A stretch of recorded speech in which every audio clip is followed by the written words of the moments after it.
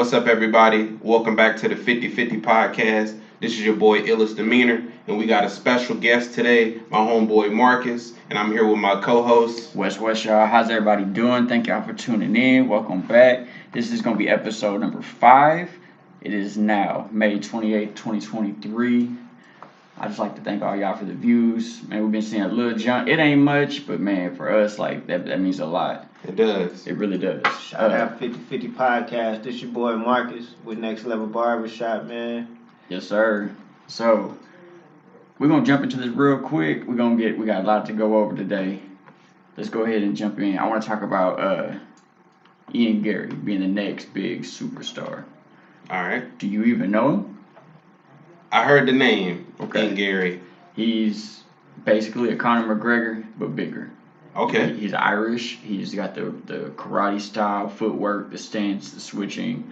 Just head kick KO Rodriguez in his last fight. I mean, he's just now breaking into the top 15. Okay. Is he cocky like McGregor? No. No. Okay. He is very nice, kind, humble. What's his name? Ian what? Ian Gary. Ian Gary. Yes. Okay. I'm telling you, like, when you hear him talk, you're going to think McGregor, but then, like, you get this humbleness, and it's just great. Bro, I'm just telling y'all right now, be on the lookout. I do believe this dude is going to be the next. He's undefeated right now. Mm-hmm. Just broke into the top 15. I think he's like 14, maybe 13. Okay. But just now breaking into the top 15. What's his record? I think he's like 7 or 8-0. Okay. All right. And his last opponent, like I said, man, like, just the fight was beautiful. He kept setting him up with body kicks. Dude got conditioned. Thought he was going for the body kick on the next one. Went up to the head, and that was it. They call it the future. Yeah, the I'm future. telling you, Okay. It is. Future. This All boy, right. he's going to be something serious. I promise you that. Got to check him out. Man, also, since we're on UFC, we got Sean O'Malley versus Aljamain Sterling for the bantamweight title. Aljamain just fought Henry. Did you check that fight out? I did. I seen the highlights on that. It's the same thing. I went back and watched the highlights. I wasn't sold on the Henry versus Aljo fight. I don't know why I wasn't invested. I just wasn't, and I hate it because that's probably my favorite division. Yeah. You know, they stacked. Bro, the Yeah, they bantamweight is stacked. Yeah. And like top 10 bantamweights, all could be champ. Mm-hmm. Like that's I how agree. stacked this division is. Yeah. You know, from I like Pure Aljo, Yon too. to fucking, you know, if Henry does stay, Henry Cejudo. I know we Yeah. just lost TJ Dillashaw. He had to retire due to a shoulder injury. Shoulder injury. But man, Sean O'Malley, Aljo. You think Sean can pull this off? Easy. You think so? Yeah, O'Malley. You think easy? Easy.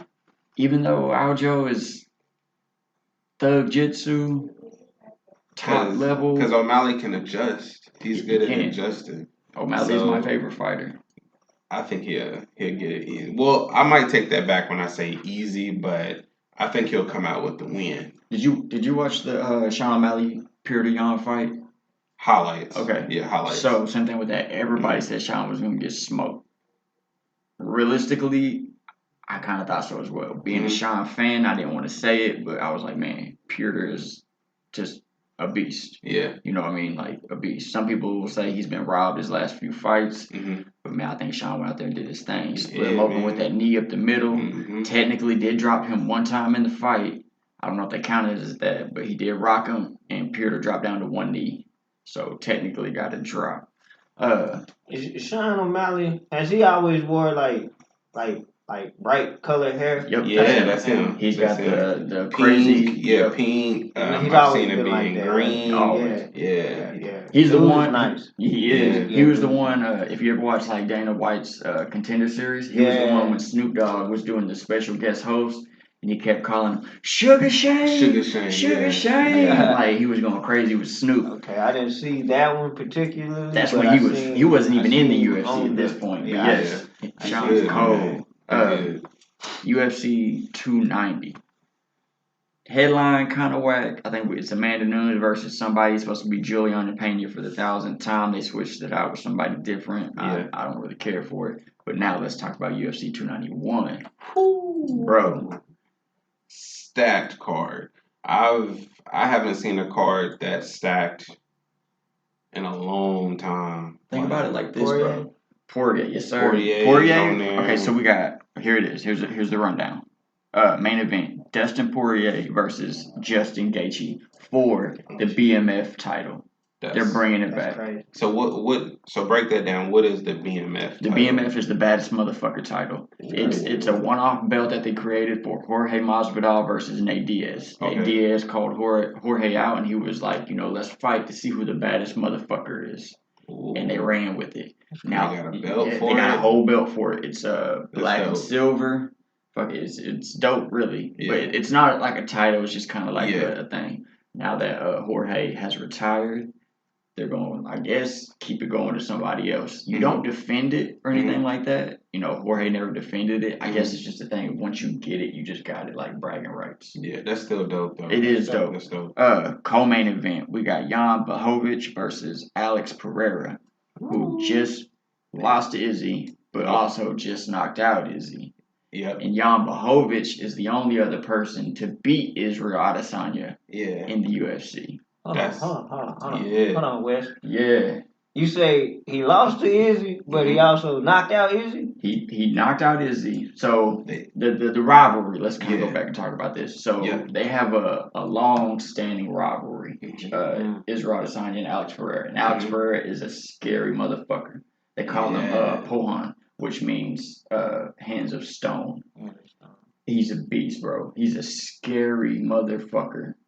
And we actually went and saw the last fall. Yes, well, we watched them both, but yeah. Izzy actually reclaimed his title. But go ahead. Okay, so what happened was kickboxing. Izzy lost 2 fights to him. One was bullshit. It was a robbery, straight up. He got robbed. They were in China, whatever. The second one, kickboxing, Alex knocked him out with the left hook, and that's what he's known for. He's known for this fucking nasty. Bro, he fight. Yes, he walks you down like this. Yeah. It's so weird, but it's nasty. Okay, so he finally gets into the UFC. They fast track him to a title fight. He only has 7 fights in the UFC. Yeah. When he gets the title shot. So they did it on purpose. They put him on the fast track just to fight Israel because of the rivalry. Yeah. Bro, they go all 5 rounds in their first fight, and in the 5th round, Izzy gets standing TKO'd. He don't get knocked out. He don't get put to sleep, but the ref does stop it. I kind of remember that. Yeah. Was it Izzy? Izzy kind of had him for a minute. He did. The whole fight. The whole fight. Yeah. And then, what was it? A left kick or a left? He was beating up the leg. The leg was compromised, and he got Izzy. So taking Izzy's leg out, Izzy don't have the movement. That's what Izzy is best at. Yeah, movement.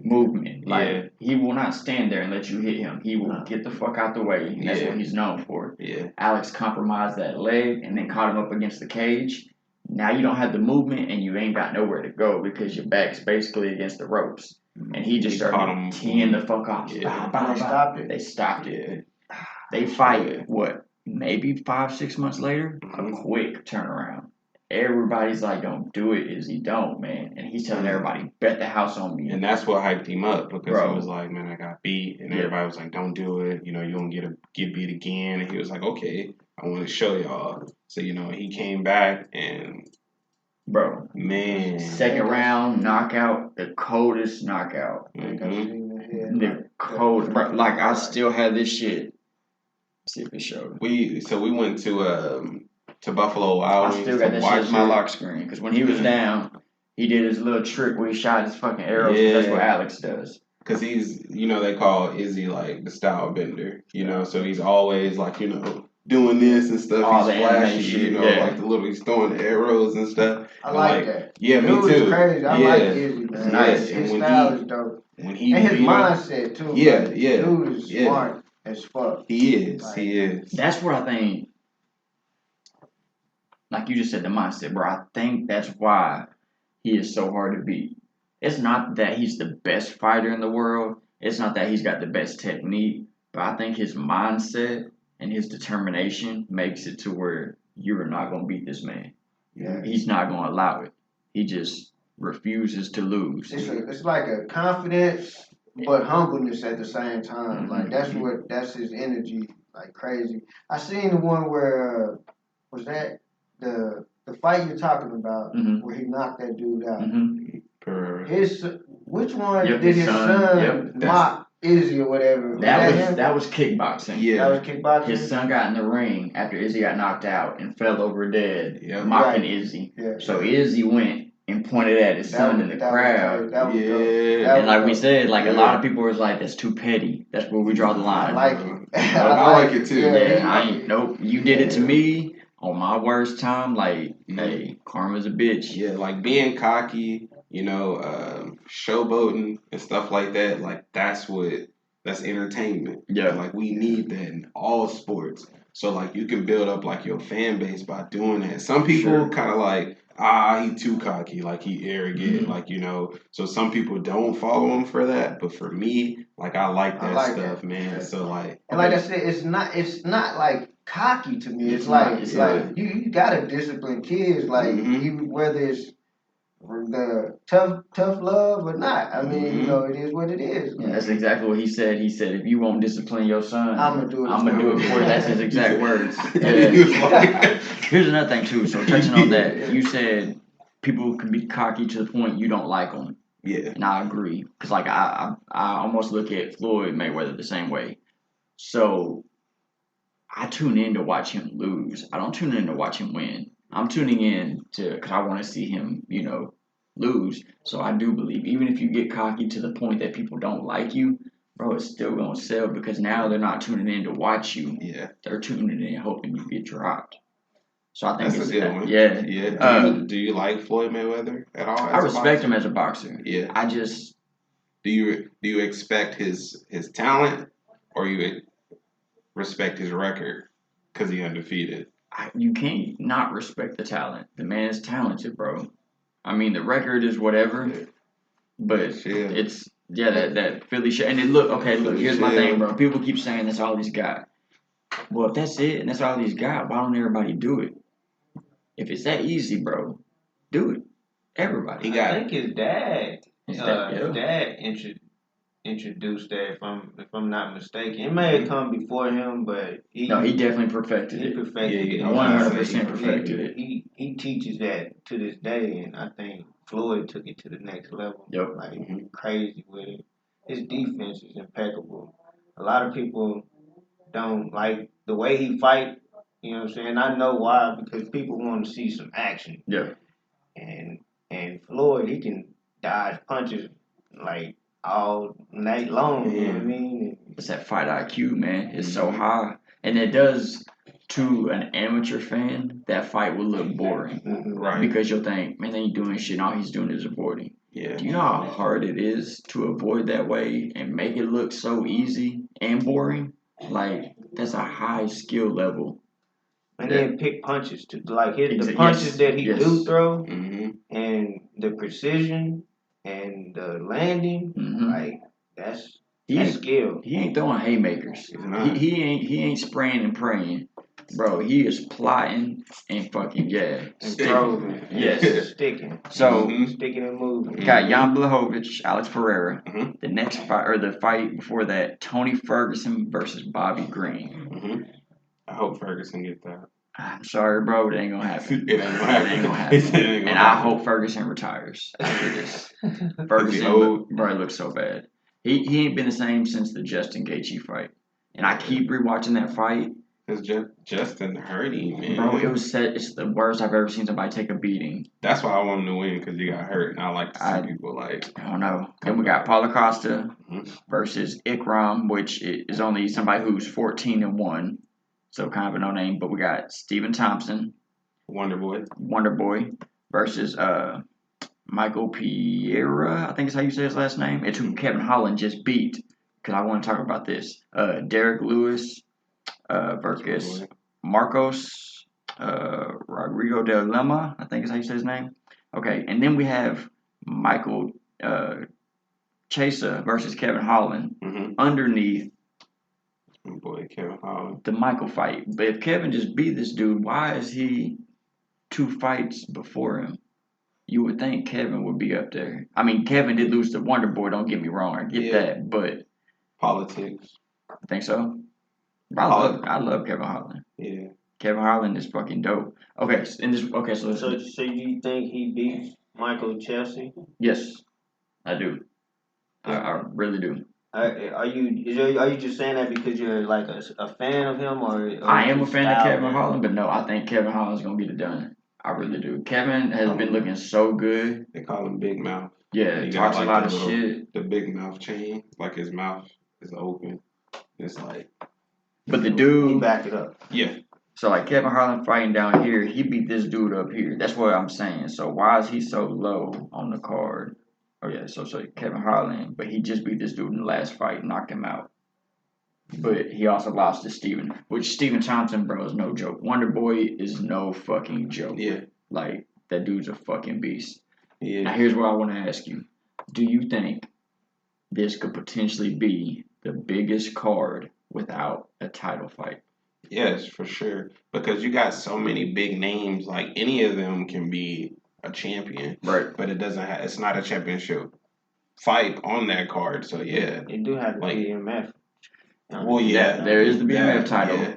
It's not a real title to defend. So, like, we're talking about, like, welterweight, light heavyweight, whatever. Not a real title fight. But, yes, they do have it. I think they did that to amp it up a little bit. Yeah, to kind of be like, because this card is huge. It is. This is going to probably be the biggest card of the year, if not the one in Australia, because it's rumored John Jones is going to fight. If John Jones fights in Sydney, that will be the biggest card. Otherwise, UFC 291. Yeah, that's one thing I like about UFC is because they're not scared to like put the money behind like the promotion and like get those fights going. They're not afraid to like pay the fighters either. You know, that's what I think they get paid a little more, but I think they get paid pretty decent. Yeah, I think the way they put it together, like if you see like in boxing, like when they have like the cards, you'll have maybe like one or two people, like good fights on the card. Right. Because it's like the upcoming cards. And that's what you tune in for. You tune in for the last one or two fights. Yeah, mainly. but like that, yes. Like all the way from like the first fight all the way to the main event is stacked. So like they doing it right because people was going to like tune in the whole time. And that's going to make a lot of money, like, a lot of viewers. Me and you go back and forth on this boxing versus MMA, which one's more entertaining? This is why I cannot ever give it to boxing. Now, boxing does have bigger names and more eyes, like, and I totally get it and I respect it. Numbers don't lie. You can't lie about the numbers. But if we're talking about who can put on the best card, boxing ain't got it, bro. Yeah. Boxing ain't going to keep you tuned in from the prelims to the main event, and you be like, shit. Bro, like when Izzy knocked out Pereira. Fuck, I still want that fucking security camera from Buffalo Wild Wings. Yeah, I want to see that reaction. No lie, Marcus. Like we went to the fight watching Buffalo Wild Wings, and we was watching it the whole time. We like, like we sitting there on our seats, and like when Izzy did that knockout, like the whole place was like, like me and him, I didn't even know it, so I flipped the chair. I knew I did. Well, I flipped it, but I didn't know how far it went. Like my wife was like, "If you don't sit down," she said, "If you don't sit down," bro, she was so pick up that chair. And I was like, "Oh, I didn't even know." And like the people that was sitting there, they was like looking like, "Dang, you just flipped that chair." But it was just like the energy, like it wasn't just us was the thing, bro. That place like erupted with sound. It did, bro. I think me just watching the highlights, I got crazy like watching it. And I didn't even watch the whole fight. I just seen that. And I was like, here's the thing. Alex has Izzy up against the cage, and it looks exactly how it did the last time he got beat. Exactly. Hits him with a strong leg kick. His leg buckles. He gets against this cage and he shells up. That's exactly how he lost the last fight. Yeah. Exactly. That's crazy. He kind of... Bro, he baited him in because he was like, "Oh, I got him," because that's how he got knocked out the last time. So Pereira was like, "Yeah, it's about to be the same thing." Like I got crazy with it. He started throwing just he tricked him, man. Bro, he hits him with one right hand, and he does this in the first fight too. He hits him with his right hand, and Pereira don't fall, but like he does this lean, and he did it the exact same way in the second fight. I'm talking about like exact. Hits him with that one, bounces back off the cage, boom, another right hand, and he's out. Like he's done with to sleep. He's on the ground, and Izzy just comes with this hammer fist. He calls it the hammer fist from the guys. That's what he said. Yeah, because this dude came from, I'm talking about way up, all the way down. And like his head was like off the canvas, like, and I was like, yeah. And then he stood over him and started doing the arrows. Like while he was there, he was. I was like, oh. Well, that the arrows is from Alex. That's what Alex does. Alex on his walkouts, he'll stop as he's getting to the cage, and he fucking pulls the arrow and that's his thing. Somebody should do that in football too. Bro, you'll see it. I promise you'll see it. Cornerback used to do that in football. Cornerback used to do that. With the arrows. Yeah. We do him with the arrows after like interceptions and shit. Yeah, like, and they banned him from doing it. Yeah. I don't know why. Yeah. What's his name? He used to go back and forth with Odell Beckham a lot, man. He played for the Redskins and the Panthers. Mm-hmm. I gotta look at not Sherman. Nah, he was good, but he got his reputation off going back and forth with Odell Beckham. They actually got into a fight before. They used to fight all the time. I think I know. I can't think of the name right now, but I know exactly what you're talking about. He used to throw that arrow thing. Like he was crazy. They banned him for it. Not they didn't ban him. They fined him for doing that. Mm-hmm. Oh, okay. Yeah, in football, if you do like Patrick Peterson, Josh Norman. That's him. Josh That's Norman. him. Yeah, that's him. Yeah. Oh, it is. Yeah, Josh Norman. I see it right here. So he'll do a tackle or something crazy, and then he got to doing the arrow, and they like, no, we're not gonna do that. And But that goes back to like we was talking about how you said the cockiness. Bro, if I get a pick off you or whatever it is, or if I get a sack on your quarterback, why can't I celebrate that? It makes it more enjoyable. What you think, Mark? I think you should be able to do whatever you want to do as long as you're not like disrespecting nobody or grabbing them or don't touch nobody. Don't fucking. I think the arrow thing though. I think it was big when he went to Washington Redskins, and I think he was trying to set the tone because arrows, Redskins, and that was controversial. Oh, they were trying to tie it all together, make it something. And I think he was trying to make that his little signature move, and they was like, not I think they should let him done. I think they should. I think they should let him done. Yeah, bro. Even tying it into the Redskins, I don't see a problem with it. Yeah, it makes sense. It makes sense. It's not American. Or it's not. What's more American than the fucking patriotic? You know how football is. Like if you do anything, what's like their new name? What are they football team? Warriors or something? Washington football team. I think it's Warriors. Ain't it? Let me see here, man. They changed. They gave them an actual name now. We can't even call it. It's not the Redskins no more. They took it away. Commanders. Commanders. They should have kept it the Redskins. Redskins was dope. And nobody found that shit offensive except for fucking white people who ain't got nothing better to do with their fucking time. Bro, there was no Native American tribe that was like, take that shit away. Right. They probably felt like it was paying homage. Representation, I always thought it was a good thing. I thought it was dope. Yeah, I never thought it was a bad thing. What about the Chiefs? Are we going to change the Chiefs? Man, they ain't changing the Chiefs, man. That's Kansas City, man. They the world is crazy about Kansas City, man. I mean, right now, Kansas City hot. Yeah. Pat Mahomes, you ain't beating it. Bro, now that we talking sports, can we talk about Game 6?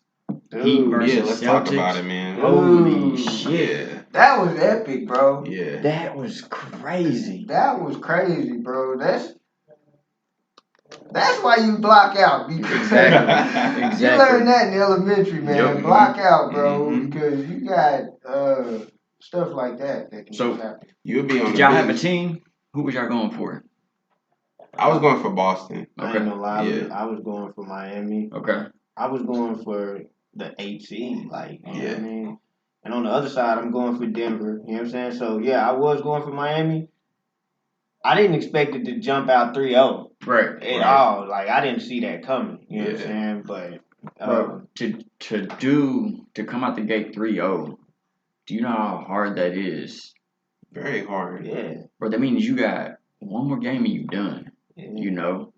All they got to do is win one more and that's it. Yeah. And you got to come back 3. Yeah, it's even harder to come back. It's been done before, but yeah, I mean, not too many teams can do it, but it's even harder to come back. Talk about it. That game was done. Yeah, that game was over with, bro. Yeah, like when y'all seen it in live time, did y'all think he beat the buzzer? I didn't even, bro. Once he missed the 3, I was just like, it's done. Yeah. And then Same. I kept watching it, and I'm like, oh wow, they're gonna say, oh dang, he did beat the buzzer. He did beat the buzzer. Yeah. I'm like, what the. Crazy game. What do you think? I was kind of mad, but I didn't have no money on it. Did you think he beat it? Yeah, he definitely. Yeah, he beat it. I mean, live. When you was watching it live, did you think he beat it? Or did you think it was over? I thought it was over. Yeah. So watching it live, I thought it was over. Yeah, I ain't gonna lie. As soon as he missed that shot, when he missed the shot, I was like, it's done, it's done. And then after that, I was like, little buddy just threw it, tipped it back in, like game of 21 tipped it. Yeah, it was shocking. Like shocking. Yeah, when he did that, I was like, oh, like. Think about the pressure. Look, because I always say this, like I didn't play basketball for a long time in school, but I played it for a little bit, bro. The hardest shots to make, for me anyway, it may be different for y'all. Y'all let me know. Was a wide open layup. Because I would overthink so fucking much about there is nobody on me. They are all, the closest person is half court. Yeah. It's all on me. I get it. Yep. You know what I mean? So think about in that situation. You don't put up the shot, like their last shot that they have. And that's probably what the whole team thinking, like, this is all we got. Get that rebound and have sense enough to put it up back and get the hands off of it before that buzzer went off. I put it back. That shit is crazy. Yep. That's why it's important. Coaches always say play into the buzzer. Play into it. Exactly. Like some people. Bro, he went crazy. The fans, they was fucking going crazy. They thought, like you said, it was over. And then, like, once the Celtics is like, no, it's in there.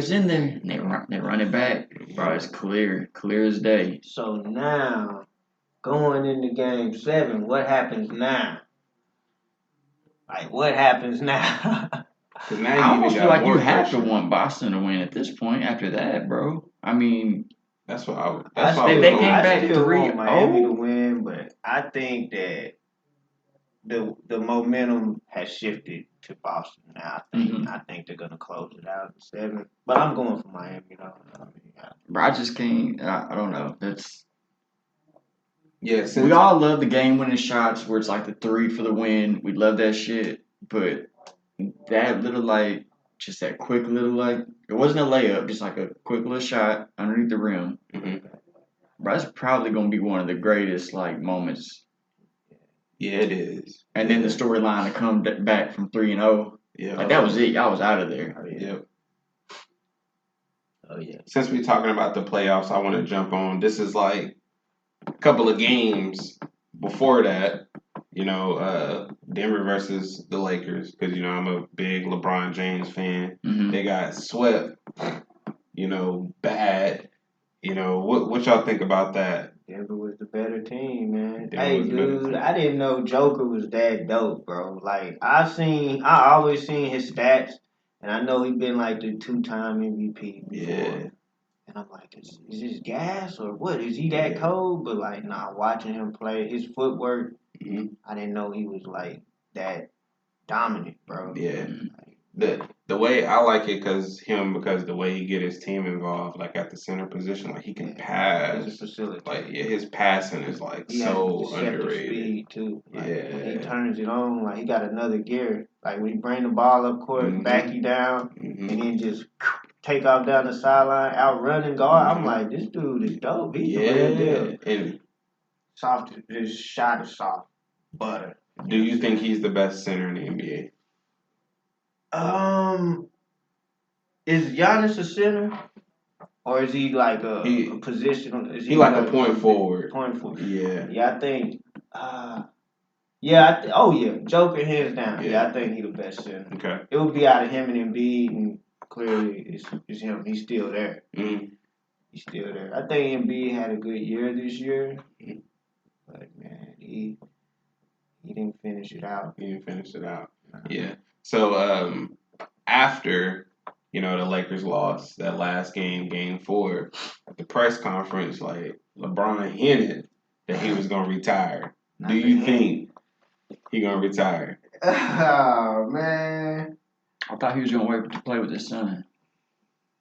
That's what a lot of people thought, but just like I said at the press conference, he did say he was thinking about retiring. His son's got how many more? I think he's gonna retire. One. I think he's gonna retire until his son comes. I think you know how Jordan walked away from the game and came back. Yeah. I think about to do that. I think that's what he's gonna come back to play with his son. Yeah. I think he makes it to play with his son. I don't think he retires. That would be smart, like Marcus said, to do that. Because let's be honest, bro. Take that time off. Get all because they all play through injury. Bro. I play a pickup game. I'm done for a week. Like I'm sore. Like so to play at that high level all that time. Let yourself heal. Go away for a year, a season, whatever you want to call it.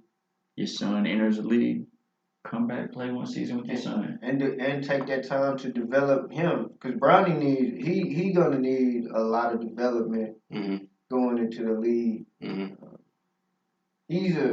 To me he seemed like a really good player, like a I wouldn't say facilitator. He just nothing flashy about him. You know what I'm saying? He could be a great player as long as he develops like where he needs to be. Yeah, I agree. I like Lonzo Ball in high school was a lot better than Bronny. But in the NBA, he wasn't that good, and I think Bronny has a chance to at least be better than some of the players that's in the NBA right now. Lonzo Ball, for example. You think Bronny's being conservative for that reason? He's not trying to go all out right now because it's not the big leagues? I don't know if he's being conservative or I just don't think his style is like, I don't think he's that kind of play. Because LeBron has always been like a facilitator. He's just a big freak, like a force of nature, like a different specimen. You know what I mean? Like, but he's so unselfish, so just try to get everybody involved in the game. I think Bronny has that instinct.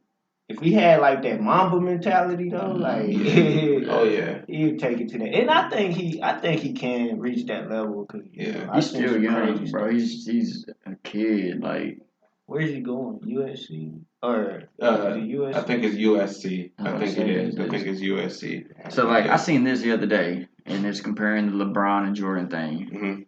Jordan has 6 rings. LeBron has 4. Final MVPs. Jordan has 6. LeBron has 4. Yep. MVPs. Jordan 5. LeBron 4. Final meltdowns. 0 for Jordan. 2 for LeBron. Final game winners, 2 Jordan, 0 LeBron. 3-peat, 2 Jordan, 0 LeBron. Yeah. Swept in the finals, 0 Jordan, 2 LeBron. Yeah. Final losses, 0 Jordan, 6 LeBron. Playoff games with 40-plus points, 38 Jordan, 28 LeBron. Okay. Playoff games, 50 points, 8 Jordan, 1 LeBron. Playoff games, 60-plus points, 1 Jordan, no LeBron. Okay. Does this? I mean, that to me, not because I watch basketball. I'm not like the biggest fan. Like MMA is my thing. You know this, but bro, numbers don't lie. Jordan is the highest scorer. We went over that on the last, or when we was talking about the GOATs episode. Well, LeBron is. I'm sorry, that's what I mean. LeBron is the highest scorer. LeBron is number 1 on the all-time scoring list in NBA history. So by 300 points. That's a lot. It is a lot. And it means a lot to be the highest scorer. But is that enough to say he's better than Jordan with the numbers just given?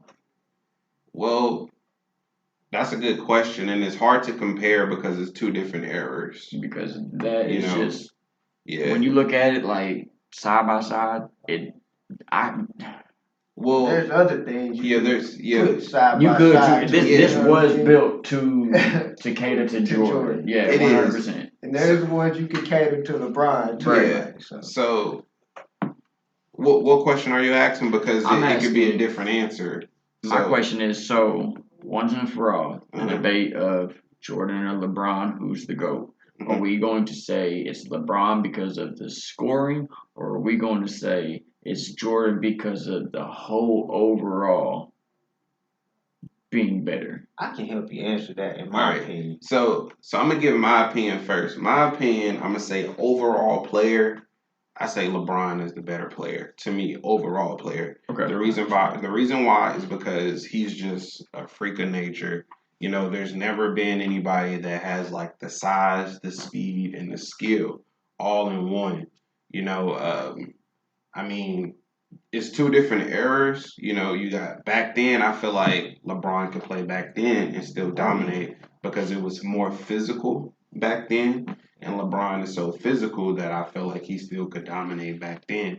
And then like now, there's more of like outside game. Like it's not as physical now. People can like shoot from the perimeter and stuff, but LeBron can shoot too. Mm-hmm. You know, see, so that's what I'm saying. Like, yeah, I have to say LeBron. LeBron is the better overall player. I think people say Jordan. Like, I'm not really gonna give my opinion on it. I am. Hold on, I take that back. Yeah, I'm gonna give my opinion on it, but I don't want to sound like those guys who say Jordan is better just because. Mm-hmm. A lot of people are gonna say, blasphemy, Michael Jordan, how dare you? Yeah, that's not why he's the GOAT to me. You know what I mean? But to me, I think he is the GOAT because 6-0 undefeated. Like, that right there to me sets him apart from everybody else. Like LeBron, to get there as many times he did, is just as good as the 6-0 thing. Yeah. But it's like the anti-hero. Yeah. Jordan like won. Losing all those times. You know what I mean? Like. Do you think Jordan's a better team player versus LeBron? No. Or is LeBron the better team player? LeBron definitely better team. Definitely. Yeah. Do you think LeBron makes his team better, or does Jordan make his team better? LeBron definitely makes his team better. That's why I say he's the better overall player. You don't think Jordan's drive and push has like that effect on? Yeah, I think you gotta break down what you mean by a team. So what I mean is he's like a coach. Yeah, like, that's exactly Jordan how I'm looking like at it.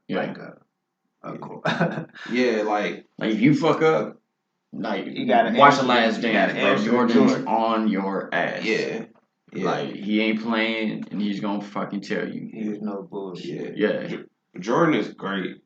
You know, it's a hard decision, but if I had to pick, I'd say LeBron just because of like, those different factors, like passing. He can pass. Yeah. So by teammate, you mean you actually being playing on the court. Like if you I guess I meant more as a mentor player, type. Yeah. I see what you mean. If you pick one player and you say, man, we're trying to win this championship. I got this team. Who you gonna pick? You gonna pick Jordan or you gonna pick LeBron? Because if you start from zero, let's say you a coach and you in the draft and you got LeBron and then you got Jordan. You was like, man, we're trying to build this franchise. We're trying to make this team become a championship caliber team. Who you want to build this team around? Okay. I say LeBron. Here's one for you though. I agree.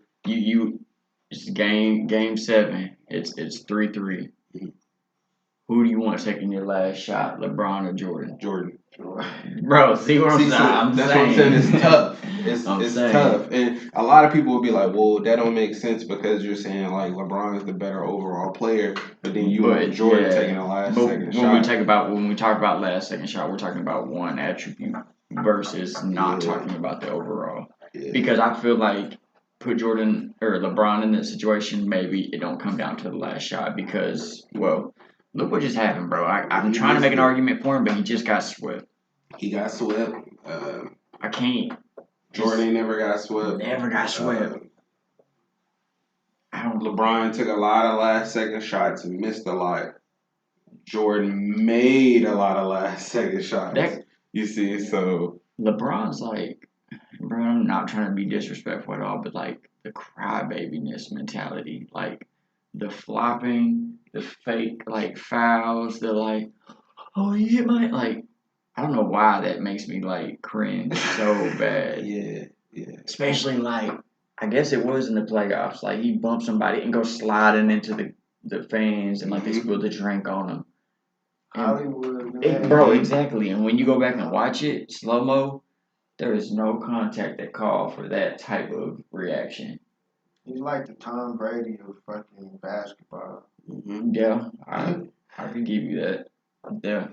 I think I don't know. Like, yeah, I'm gonna have to say LeBron. Trying to get the influence from the refs. You remember when Tom Brady held the four? Like, you don't get 5 downs. He's like, hey, it's 4 down, y'all. Come on. Yeah. No, it's over with. Yeah. Like, it's the influence they try to get him. That's the similarities. Yeah. I think the superstarness of them two can have because I think LeBron did get that call when he slid into the crowd. I'm pretty sure he got the foul call. Did he not? You should. See, so but I feel like let that had been like Joe Schmo, from wherever first back year. in 1990. Yeah, they're like he's gonna. Yeah, you ain't bleeding. Or the ref's gonna be like, that wasn't a foul, bro. Keep playing. Keep playing. Because they was punching. Yeah, they was punching, man. And the refs, the refs could be like, bro, the Celtics and the freaking Lakers used to bang, bro. Yep. Or Detroit Bad Boys. Bro, they used to beat Jordan up. Man. It was like Malice in the Palace. Mm-hmm. That shit was wild, bro. Yeah, that shit was crazy, bro. I just watched like a little documentary on that. And like I forgot like how hectic that whole fucking scene was. Ron Artest fucking running in the crowd and just knocking motherfuckers out. Mm-hmm. That was the Indiana Pacers and the Pistons. Yep. Did nobody want it with Ben Wallace though? Oh no. Fuck That's no. the funny part. Who's the one that came in sliding with the punch? Steven Jackson. Steven Jackson, yeah. Steven Jackson. Bro, that punch was fucking. If he would have slid and he would have connected full on, that man might have not left that court. I mean, he would have left, but it'd have been in a fucking body bag. Because that dude came in full force. Dude lucky he slipped. Crazy. Speaking of fighting, let's talk about the boxing match. Okay. So, a lot of people screaming robbery. Yep. They don't think Haney should have won. Devin Haney versus Loma. Do you think Loma got robbed? Be honest. Be honest. You know boxing too, Sean. Yeah. Boxing's your shit. Yeah, he did get robbed. Okay. The reason why I say that is because I feel like he outworked Haney. He landed more punches, because if it's not a knockout and they go with the win, they're going to look at the scorecards and they're going to see who landed the most punches. That's how you win, because you land the most punches. And Haney did like land some good shots. He did. Body shot. Yeah, body shots. Fucking nasty body shots. And that's not even his style. Like, I don't think Loma got robbed. Like, No, I don't think so. I think Haney outworked him in a different way. Like Loma did everything that it takes to beat the champion. Like he came out aggressive, he came out mixing it up. But he just took too many body shots. And if you notice, like 1 or 2 of them shots sent him to the ropes a few times. Like and the percentage of the shots, I gotta look. I think it was like 50%. Yeah. And that's not even Haney's forte. Like he's a jabber. Yeah. Right. And right after the fight, his dad was like, he could have been just capping, but he was like, y'all thought we was just gonna step back and jab, but no, we wanted to give y'all what y'all wanted to see. That liver shot is a motherfucker, and it will shut everything down. Your whole body down. I mean, look at Ryan and Tank. Yeah. Look, and it was like since you're talking about Ryan and Tank, when Tank threw that shot, it was like he barely even like landed. Like it was just enough. Like it was. Like it landed, like he left. but it was like it was weird, like at a weird angle, and it was it almost looked like it was just like a graze. It's about where. Yeah. I'm telling you, any fighter will tell you, you can be the toughest motherfucker, bro. A liver shot will shut your body. It looked like Ryan wasn't phased at first. It looked like Ryan wasn't phased because it looked like he was just like he got hit, had delay. and then he still just kind of came back, and when he tried to go forward, he just said. And he thought about it. He thought about it. Yeah, he got the bubble guts. Yeah, exactly. He was just I was like, man. So them liver shots is crazy. Just touching on the Ryan and Tank, because I don't think we really did. We may touch on it a little bit. I'm surprised Ryan didn't get up. To be honest, I really am. I'm not saying that wasn't a vicious liver shot, but I don't know. I think in his mind, he knew if I get up, I'm getting knocked the fuck out for real. And I don't want that to happen. I think he was really hurt. I believe he was hurt, but I think could he kept fighting? I think so. Who was that? Roberto Duran? That fight, no mas, when he just gave up. Yeah. And he was fighting, I think it was Sugar Ray or something like that. Okay. I think it was one of those situations where he was defeated. He was defeated mentally. Maybe even physically. He could have got up, but I think he was a little more on, like you said, on the edge. I think he was worried about getting up and getting slept. Slept. He didn't. I don't think. Because he got dropped before that. Yeah, with the fucking nasty left. I can see that because Tank, once he hurt you and knock you down, he smell blood. He ain't gonna let you. Okay, so back, man. That's his style. Yeah, that's his style. He knocked you down, and then he all right, I got you where I want you. Kind of like Sean Porter. Mm-hmm. Yeah, Sean Porter, that's my boy. So yeah. But yeah, hold on, we didn't finish the. That's why I was about to go back to that. I don't think Loma got robbed, as in he should have won the fight. I think he got robbed in how he lost. If that makes any sense at all. Explain that. I believe Devin Haney. I can see Devin Haney getting the win. I give it to him. I can make the argument for it. I could make the argument for Loma too, but that's why I think it should have been a split decision, not a unanimous, because neither one, either way you look at it, was unanimous. I think if anything, you have to call it a split. I agree with that. Was it unanimous? It was unanimous. Them numbers was crazy too. It was weird. Numbers. But that's what I'm saying, because if you go back, it's documented. If you go back and look at the scorecards, though, Loma landed more shots. So because at the end of the day, if it's not a knockout, they're gonna go to the scorecards and they're gonna say who landed the most shots. It doesn't matter if it's like a head shot or a body shot or whatever you throw, it goes back to the cards. So then when the judges, when they score it, they're gonna score it by who won the round, because who landed the most shots, and Loma landed the most shots. That's why I figured he got robbed. But also, Devin Haney is the undisputed champion. He got the belts, so I feel like politics played in that, because if you can't outland the champion, you're gonna lose. But you just said he did outland him, so I don't get it. I'm just saying he did outland him, but I'm just saying in general, if you don't outland the champion, I do believe if you were trying to fight for the title, it is on you to go take it. Yeah. You cannot sit back and let the champion come to you and you try to counter. You have to be the aggressor. They have what you want. Yeah, you gotta knock him out. Remember when Yoel and Izzy fought? Yeah. And Yoel almost was just waiting for Izzy to come in. No, bro, he's got the belt. So you gotta go get it. You gotta go get it. It's documented. If you look at it, Loma landed more shots than Haney did, but you gotta knock him out. Is that significant, or is that just shots? Period? Does it say? If you go look at it, it breaks it down. It says punch thrown, and then it says punches landed. And he's the champion, so it's you gotta knock him out. Even though you landed more shots, the judges is probably, that's why it's so controversial, because the judges is okay, well you might have landed more shots, but you didn't knock him out, so you lost. Okay, so total punches, we got Haney at 27%, Loma at 22%. Thrown, 405 for Haney, 564 for Loma. Okay, how many landed? Landed body.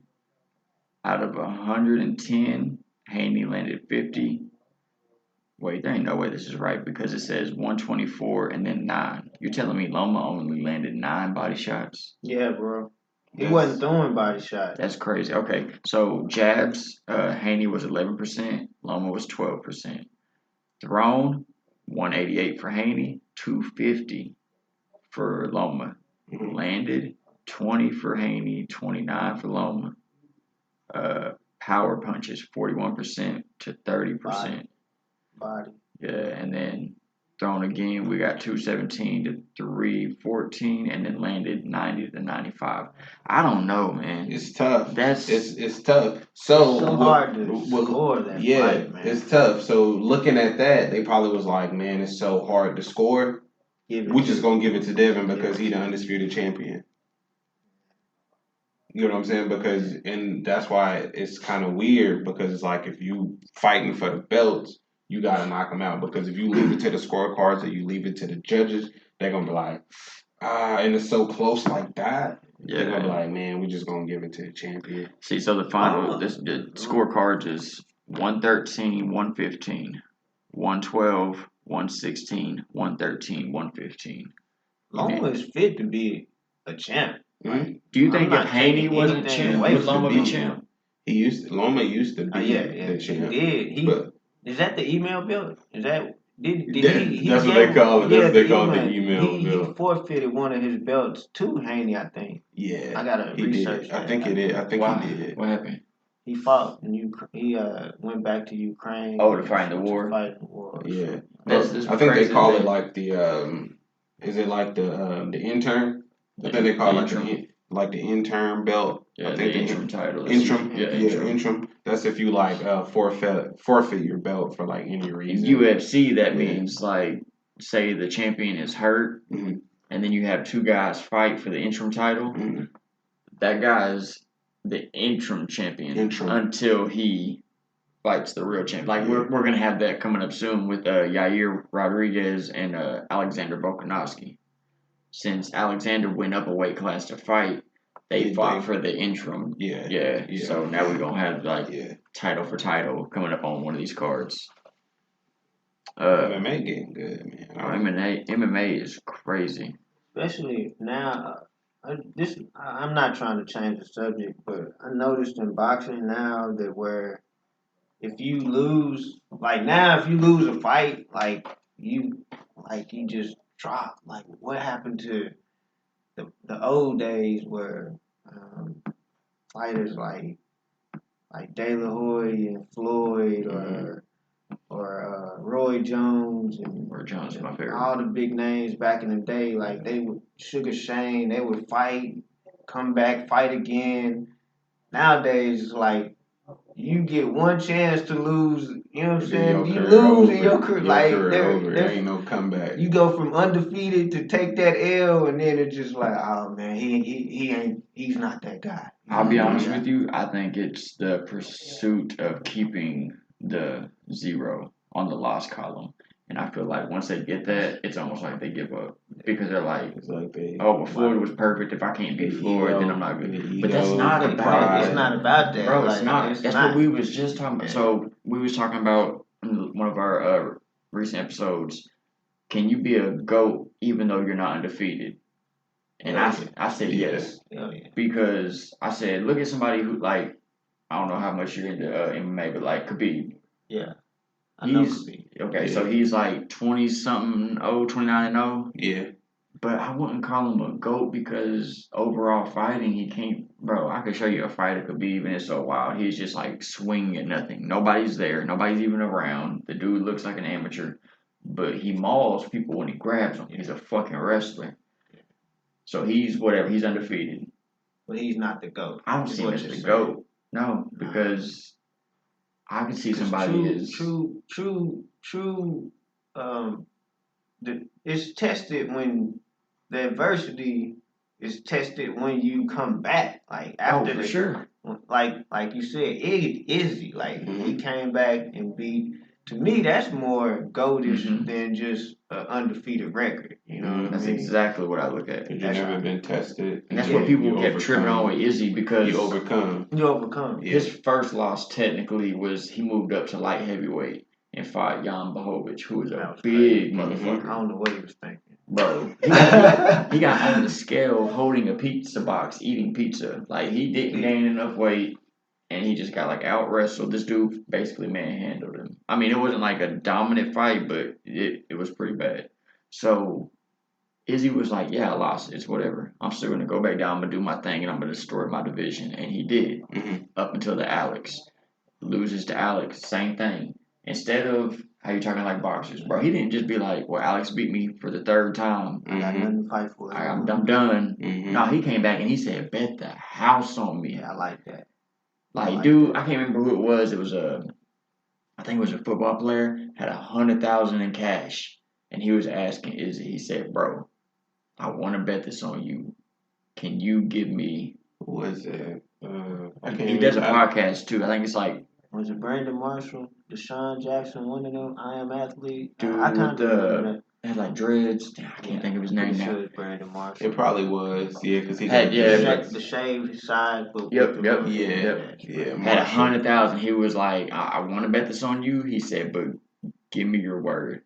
And Izzy said, you can bet that on me, and I promise you'll get your money back. And then came out and knocked him out. That's crazy, bro. That's crazy. And then remember how he had like the little dog collar on? So he came. Hey, he came to the conference. He had the. You remember Jet Li? What's the movie called? Unleashed. When he had like the dog collar. That's what Izzy had when he came on. He had the dog collar on. Yeah, and they took it off right before the fight. I was like, ooh. While we on this topic, this is just a little sidebar, but I want to get y'all's opinion on it. Maybe y'all know more than I do about this. Why is there so many fucking people in the ring after a boxing match compared to like who they allow in the cage after a UFC fight?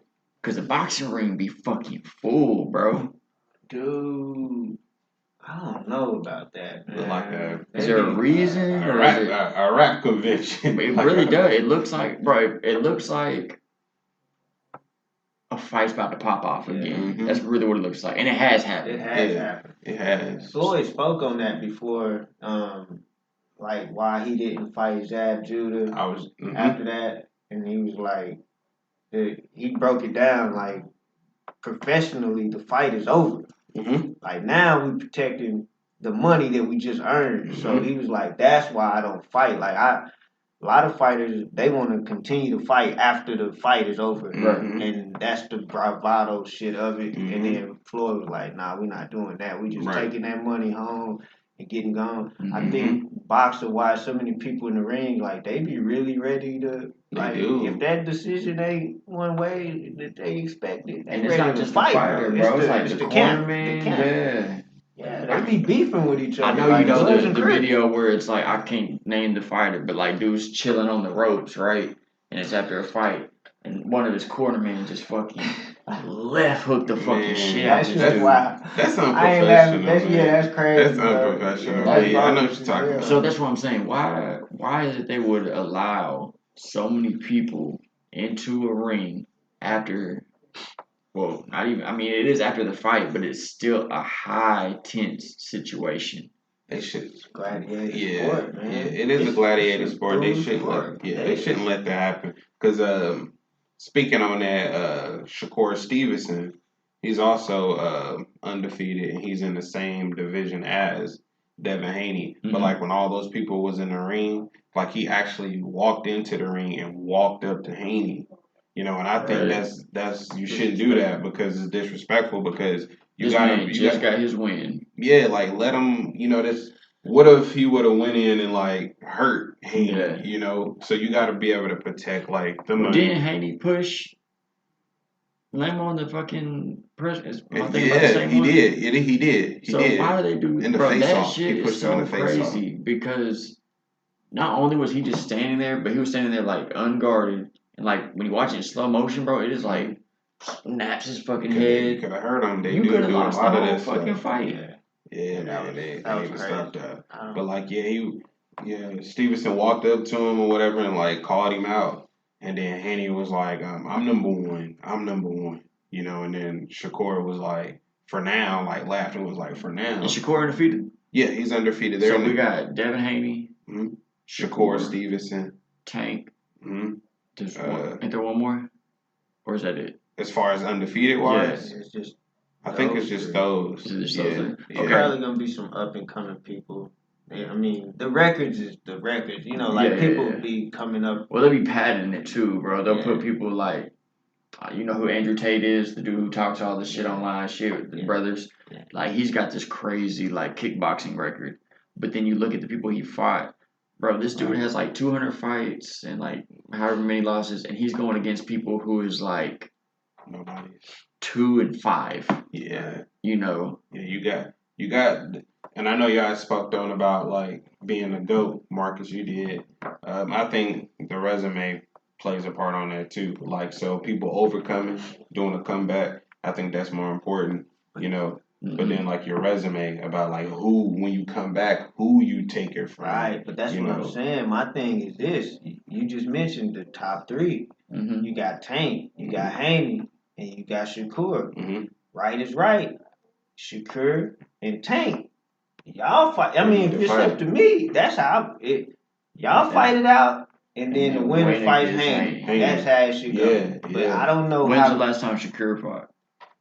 Just not too long ago. Just like maybe as recent as Tank. He did. So maybe a month ago, 2 months ago. So him and Tank would be the idea since Haney just fought. Yeah. Have them two fight, and then winner gets. Yeah. But the politics of it is always the people want the bigger prize and that's what's wrong with boxing. That's what's wrong with boxing. Yeah, like, MMA they don't do that. Like MMA, skip the line. Yeah, MMA. Well, I don't know. I guess it depends, but MMA makes more bigger fights happen. No matter like how long it takes, though, they still somehow make it happen. But like with boxing, like people will retire, and you'll be wondering like, dang man, like why he didn't fight Haney? Why he didn't fight Stevenson? Why he didn't fight? The whole situation with Tyson Fury and Joshua. Like, are we ever going to get that fight? Or Deontay Wilder and Joshua? Are we ever going to get that fight?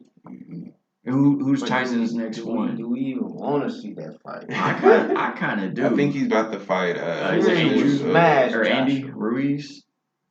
I heard something about that. Is that not him? Yeah, well, I know who Ruiz is. You think he got a chance with Fury?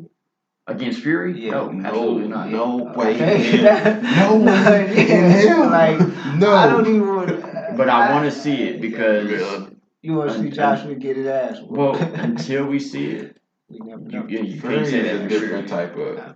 Yeah, he a different breed. Beast, bro. You look at him, body wise, everything, bro. You is not thinking that is the baddest heavyweight in the world. Oh, let's talk about this. Look kind of like unfit, kind of sloppy, but then again, he like so like big. You'd be like Foreman was kind of like that too, though. Exactly. Foreman was more like. Especially once he went away and came back, like after he got like real religious, bro. When he came back, he was just like a thick, Tyson is like the flab and whatnot. You'd be like, okay, man, I knocked this dude out. Like he unfit, but then like you get in there with him, bro. That's just motherfucker. You ain't knocking shit out. Okay, so since we talking about Tyson, bro, I gotta get your opinion on this, and I didn't even think about this beforehand. Joe Rogan made the comment that if Tyson Fury and John Jones was to go into a room, and only one man could walk out, he said it's going to be John Jones. Tyson Fury got on there and said, hell no. He said, I'm the baddest motherfucker there is. John Jones can come try to fight me. BMF. Yeah, he said. How much do John Jones weigh? Right now he's heavyweight. Yeah, I think the last fight, what was he in, like 240? I thought it was 260, but I think it is 240. Because he got bigger. He's heavyweight now, yeah. Yeah, he used to be like 205. He was fighting around that time. But like now he put on like 40, 50 pounds now. I think he's big. But me personally, I think in a street fight, I think an MMA dude gonna beat a boxer dude. Okay. In a street fight. Here's my thing. You always say Here's my thing. He said all the time. Tyson came out talking mad shit. He said, put me in a fucking room with whoever. He said, I'm the baddest motherfucker. I'm coming out. And then as soon as he posted this video, right, he comes back with another one and he goes, well, put me in the ring and we'll find out. He switched it from he switched it from, like let's just do it to well let's box and see who's the best boxer. Yeah. No, we ain't talking about boxing. We talking about we put y'all motherfuckers in the room. Yeah. John Jones is going to choke the fucking shit out of him. Because when I like that too, because when the UFC like that's or MMA, that's mixed martial arts. Right. So like that mindset, they thinking like mix it up. Yeah. So like they waiting for you. If a boxer, all they think is like punch, but like mixed martial art, they know you gonna punch. So as soon as when you punch, they gonna do something like crazy. They gonna block the punch. They gonna break your arm. You know what I mean, or something. That dude said break your arm. They gonna break your arm. They really trying to kill him. They gonna put you in the rear naked choke or look what he just did to Cyril Gane. Big buff Cyril Gane, bro. Light on his feet. Looks like a fucking bantamweight the way he moves. 30 seconds or something like that. Like, choked him the fuck out. That's what he took one significant hit, and like I said, it was to the dick. That was it. It was a nut shot. That's the only thing John got hit with. He got hit with his nut shot. He shook that off. Shook it off, and then he shook that off. He said, all right. Choked the shit out of this motherfucker. Yeah, man. And like, it wasn't even like... John Jones is fucking strong, bro. I seen a video of him in Njuke or what that tight end from fucking Cleveland Browns, Njuku, whatever his name is, and they was training together in the gym, and they was like sparring. I guess Jones may have been a football player back in the day or whatever. His brothers are. So what happened was they was lining up against each other, and he was like, "I can get past you," and I'm getting past him like John Jones was. Yeah. Against the dude's a tight end. Yeah. So I guess he would be like the blocker. Yeah. And Jones is trying to be the pass rusher. Yeah. Man, he was running through that dude, bro. I'm telling you. I was like, dang. Well, Jones has two brothers that they either currently are or were in the NFL. Like, his family is just genetic freaks. It's crazy. He probably got football background. Mm-hmm. And they train like in all aspects too, like feet, arms, grappling, like quickness. Yeah. They, so I could see why you would say like John Bones Jones, like it can get around him because that's what they train for. I think John Jones is coming out.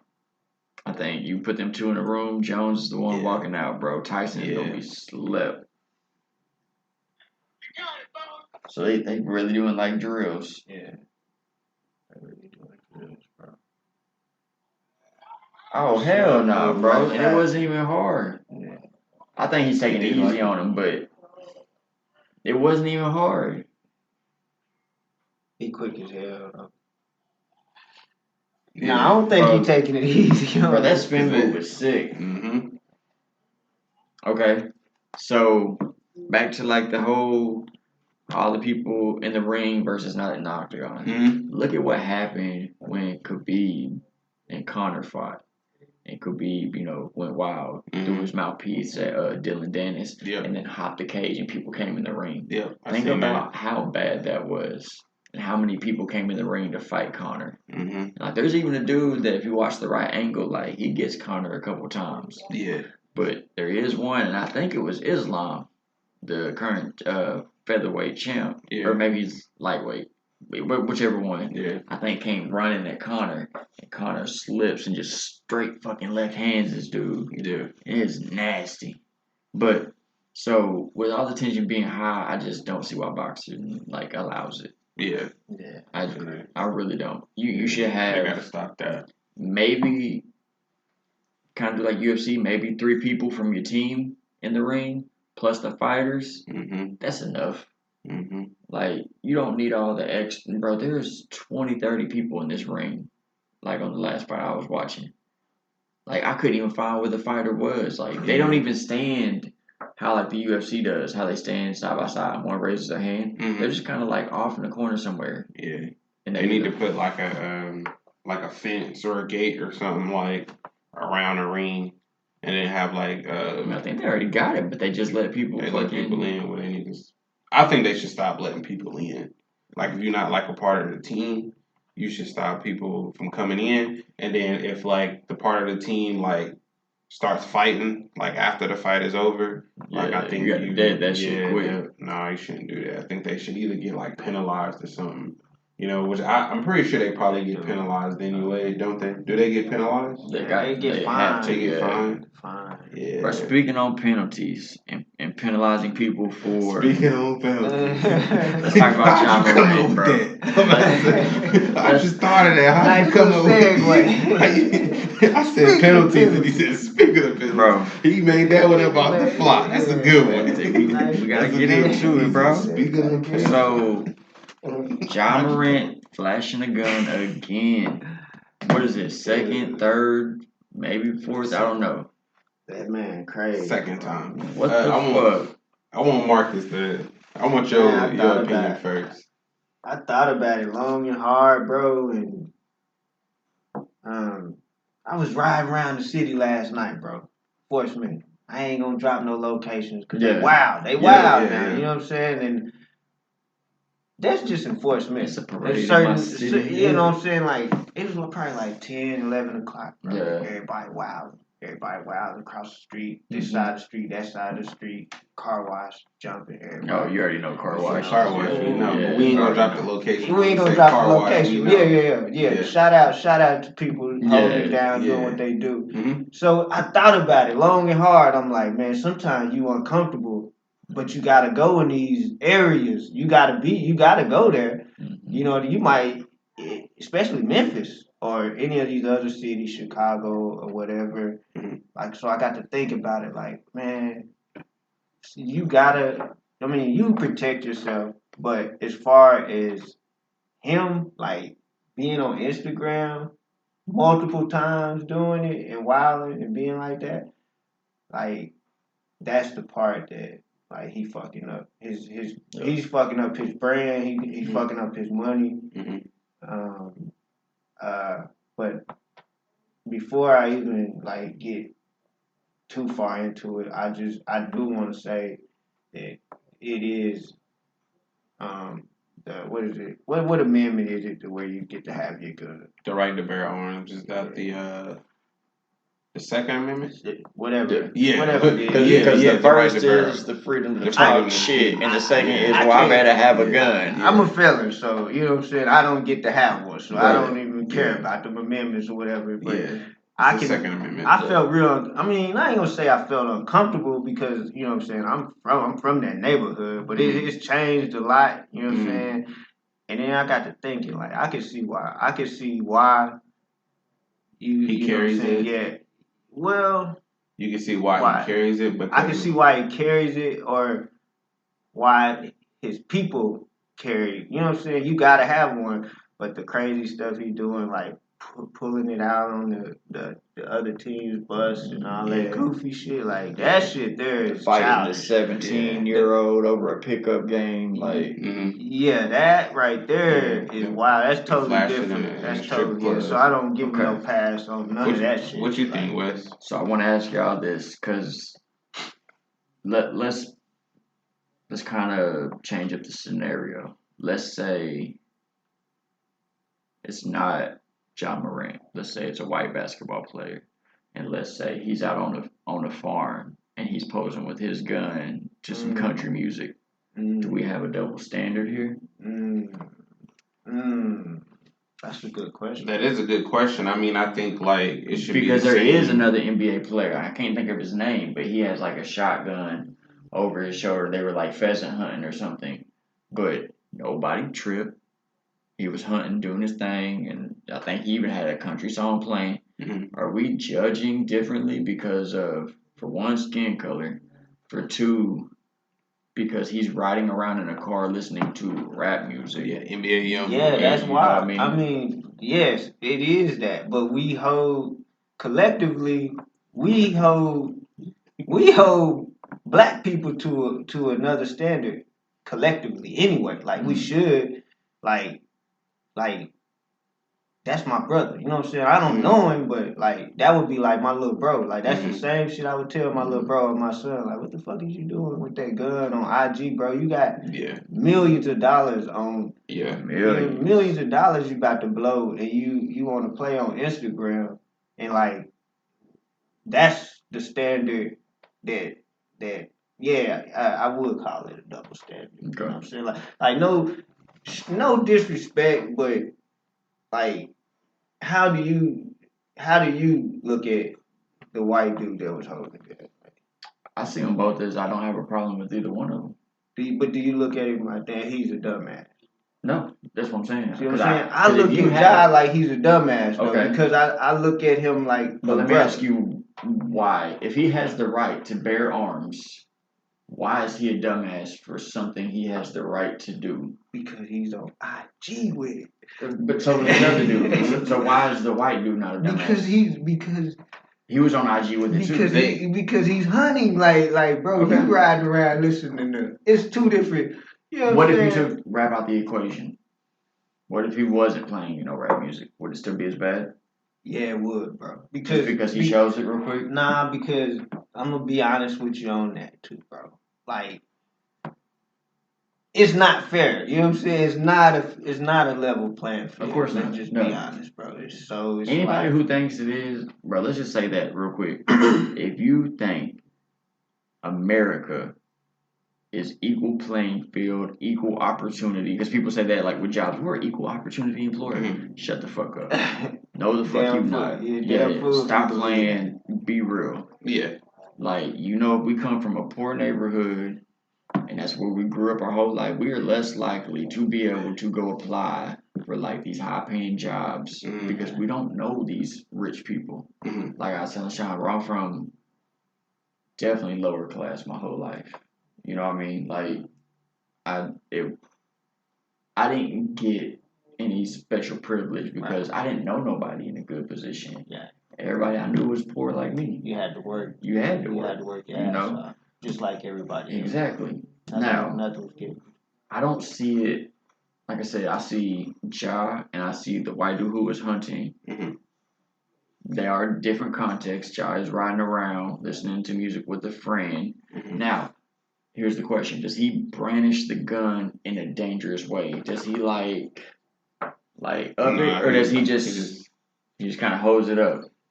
That's what he did. He was listening to music. Yeah.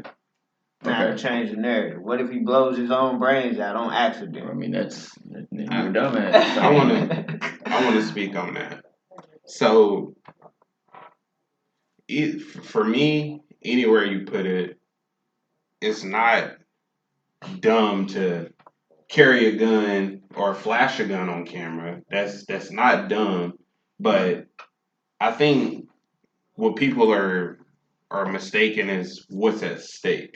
So that's why they're saying it's dumb. It's because what's at stake for Ja Morant. So let's say an average person that's not a professional athlete, not a business owner. Deal, if he listening to music and his homeboy on IG and they go like this and he like, nobody cares. Nobody cares. Same thing with the Caucasian person, a white person. Same thing. If he on a forum, somebody like, take a video of him, it's nothing. But it's what's at stake because, they hold athletes, and celebrities and stuff like that to a high standard, But do you know why? Do you ever think about why they hold them to higher standards? I do think about why. I don't have the answer for that why. I'm saying but I don't either. But there has to be some kind of code of conduct. That's exactly what I was about to say. That's exactly what it is. There is a clause in the contract that if you do anything damaging to our brand, your brand, or it tarnishes our representation. Yeah. Okay. So I get that. It's a morality clause. So So the first time, strip club. They was like, okay, like you're tarnishing our brand. We don't want you to do that. You know, so then he actually, and I spoke with you about this already, Marcus, before the podcast. Like he goes on national TV on ESPN. He sits down with Jalen Rose, and like they talk about it, and they actually do an interview with him and with John Morant. Jalen Rose did, and they asked him. They said why, you know, and he explains why, you know, and then he said the same thing you said, Marcus. He was like, I'm from that neighborhood, you know, so sometimes I feel like I have to carry it. You know, that's what John Moran said. And then he was like, well, you know, because he said, you know, I have, what's it called? PTSD. So he was like, that's why I have the gun. You know, and Jalen Rose wasn't trying to say like, oh, you a bad person because, you know, you was caught on camera with it. You know, they was just like, man, you got to know what's at stake. You know, and he said, man, I need help. You know, John Moran was like, I need help. Maybe I should go to therapy and stuff like that. I'm trying to be a better person and all of that. And then he was like, I'm going to change that. I'm not going to do it again. And then he did it again. So when he did it again, now it's a big thing. They're like, well, you just said, you know, you will be more careful. You won't flash a gun again on camera, you know, and he did it again.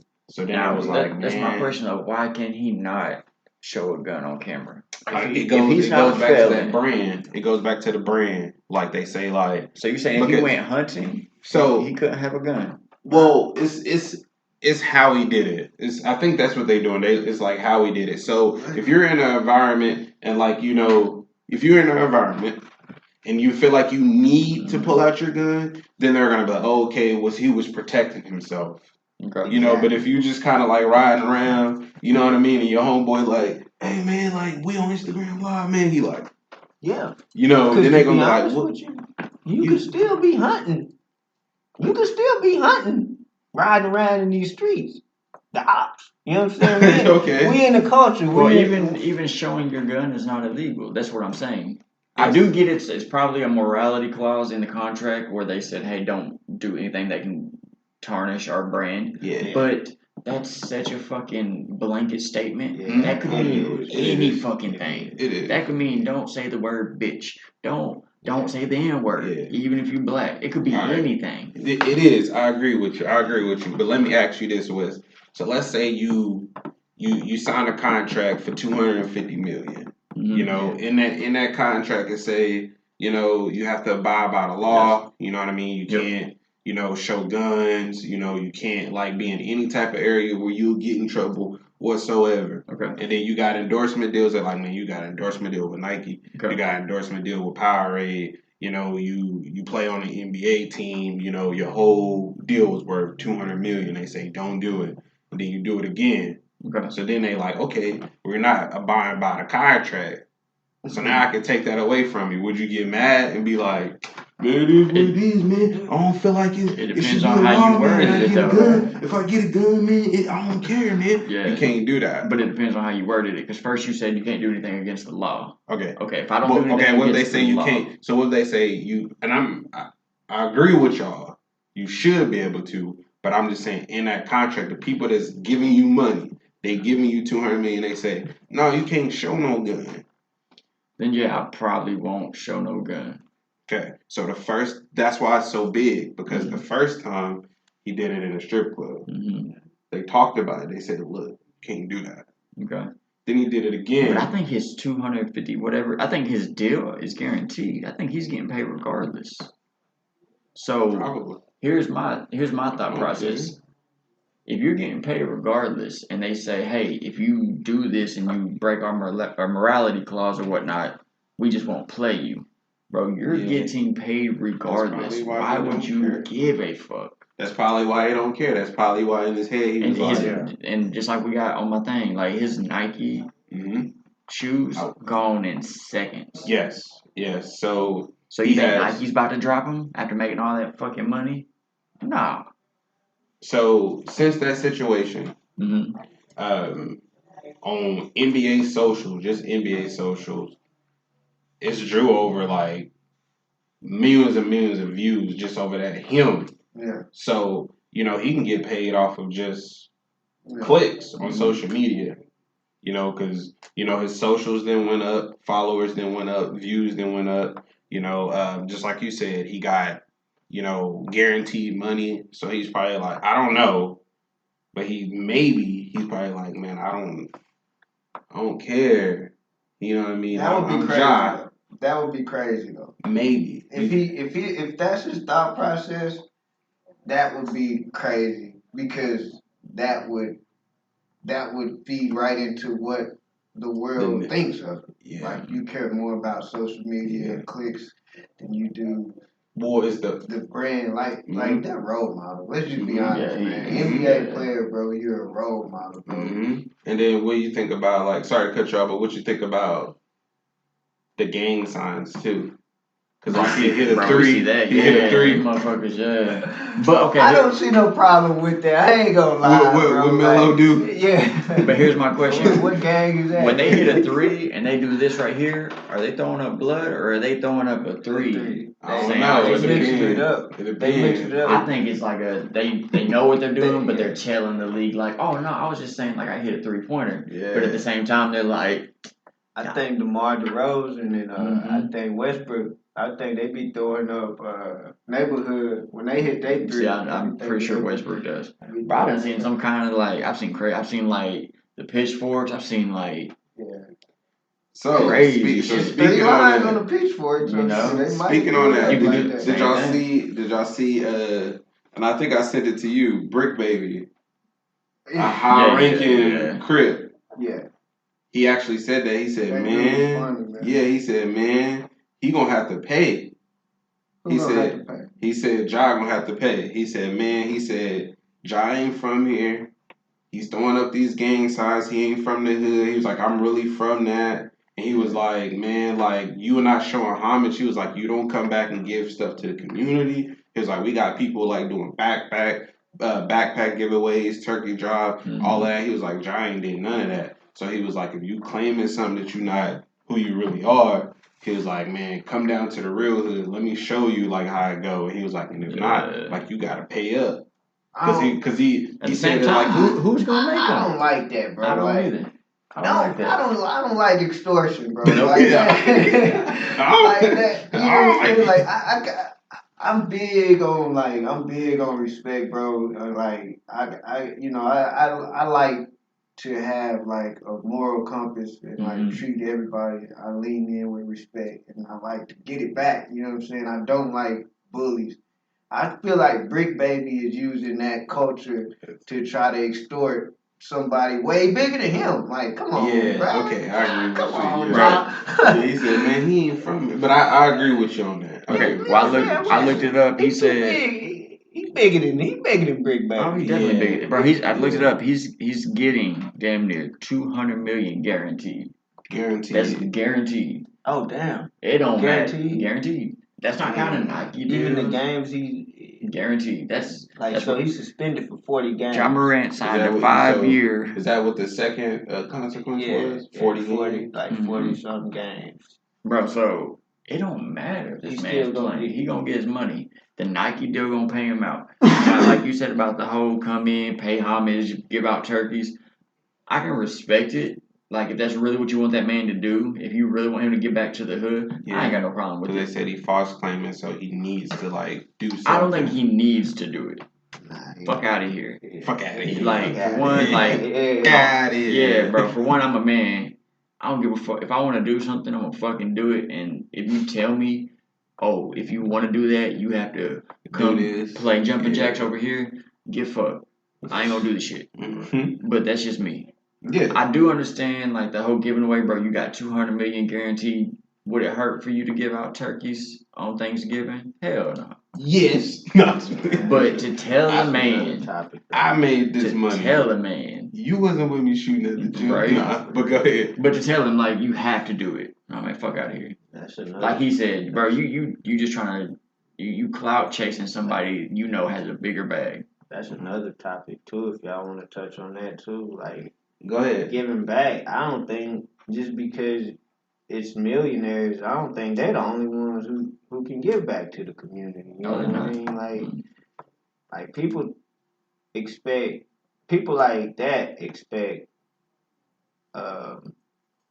celebrities, rappers, and athletes to be able to give all their money and time, and all it takes is couple dollars. You know what I'm saying? I ride down the street, I give somebody a couple dollars. And that's all I got. You can have a couple dollars. It don't even have to be money too. That's what people get misconstrued. They always think to give back, you have to come out of pocket. Yeah. But you could offer time. You can be doing volunteer work. You know, you could be helping like clean up the park or whatever it is that needs to be done.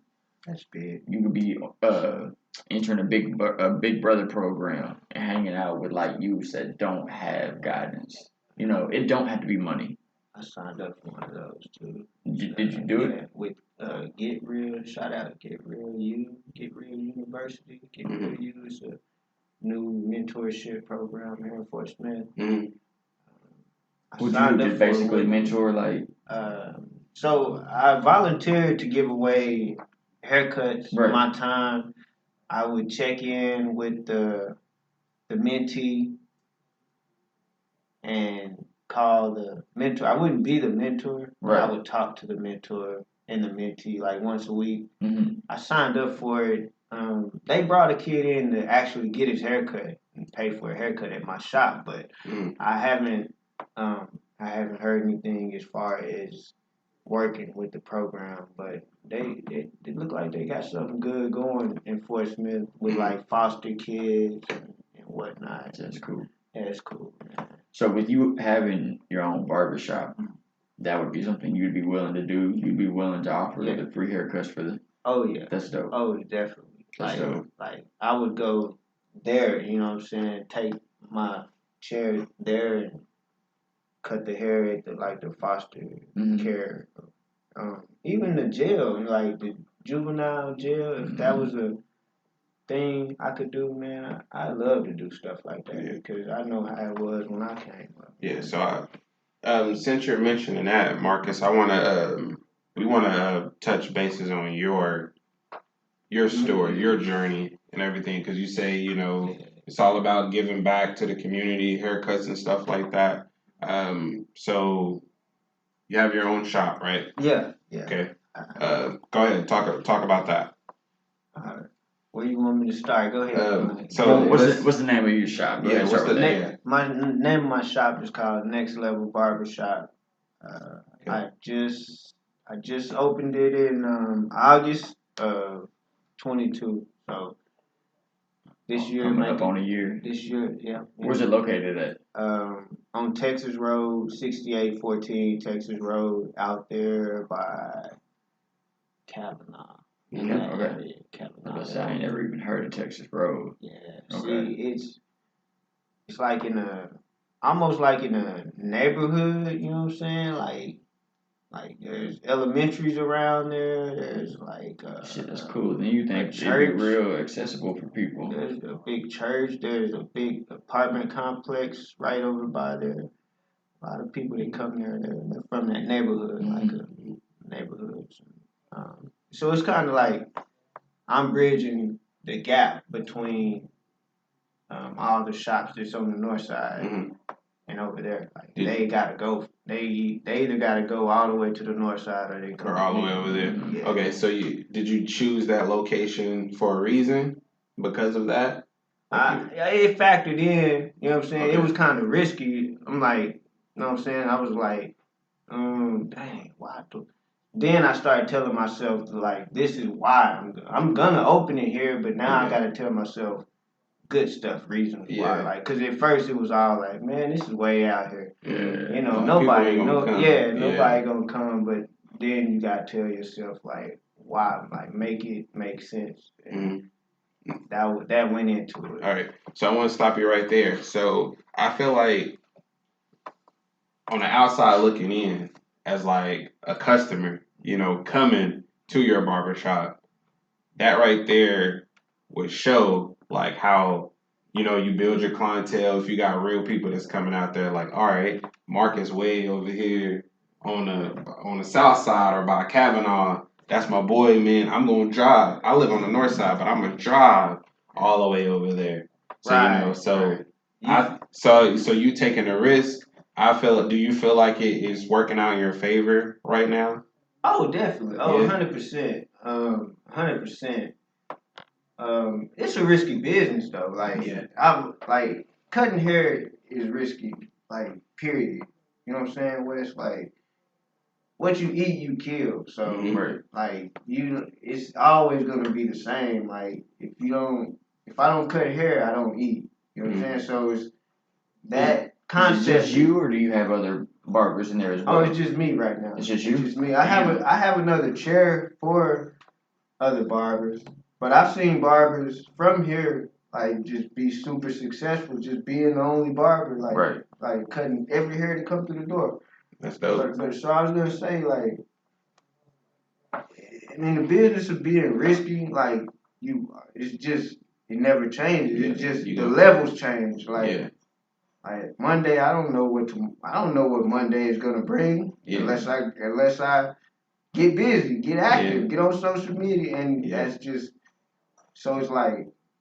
Open up business here, like open up shop, cause you said social media. So does social media play a big part in trying to build up? Oh yeah, now it does. Like a person would be foolish not to access social media to promote any of their business, their brand. Just like 50/50 podcast, like y'all got a good thing going, active. Like you drop it on social media. And people see that and pick up on it. Yeah. You know what I'm saying? Like, what is your social media for the listeners? So on Instagram, it's Instagram. On Instagram, what is it, man? It's Mr. Marcus, MISTAMARKUZ. TikTok is Marcus Mosley Senior. Facebook is Marcus Mosley Senior as well. I think that's all. I don't got Snapchat. Okay. All right. So let's go all the way back to like the beginning. What made you pick up clippers? Like, what made you choose to be a barber? Man, I got tired of working in the factory. Man, like blue collar lifestyle, bro. Like, I know, no disrespect to that, cause I'm a hard worker, but like it was only so many jobs I could have at some point. Like I said, my story is a little bit that'd be another conversation, but with felonies, it's harder. It's harder. Yeah.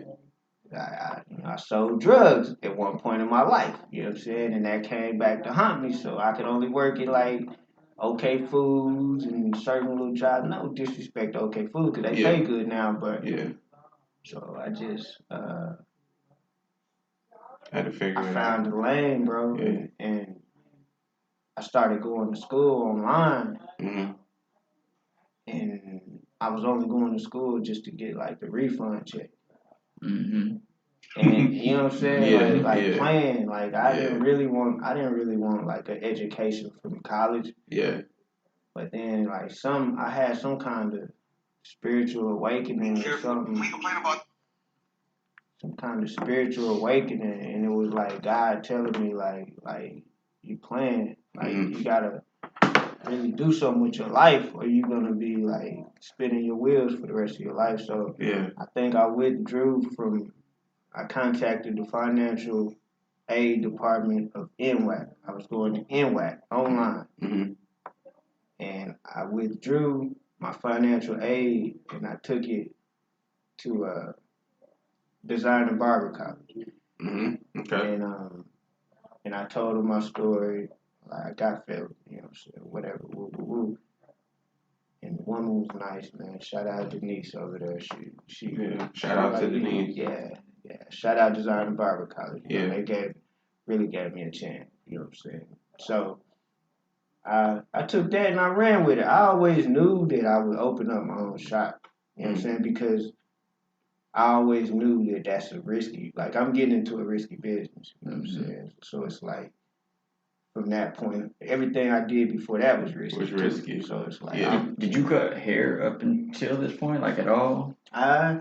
I dibbled and dabbled in cutting hair, like. But it was never something you were like, both feet jumping in your head first type. That's what I did. I went when you did the whole. When I went to school is when I really just started cutting hair crazy. So was you self-taught at first? Just kind of cutting hair like your homies and stuff? I did like a few times, but I wasn't like the barber. Like you wouldn't call me to cut your hair. Like so when you you so know when you say like, risky, like you really so I gambled on yourself. Yeah, You was like, man. So my homeboy's mom, Delisa, shout out Delisa. She went to design and barber college. My cousin Shannon, he cut hair. So I talked to both of them. I'm like, man, let me ask you something, because I know they've been cutting hair their whole life, type stuff.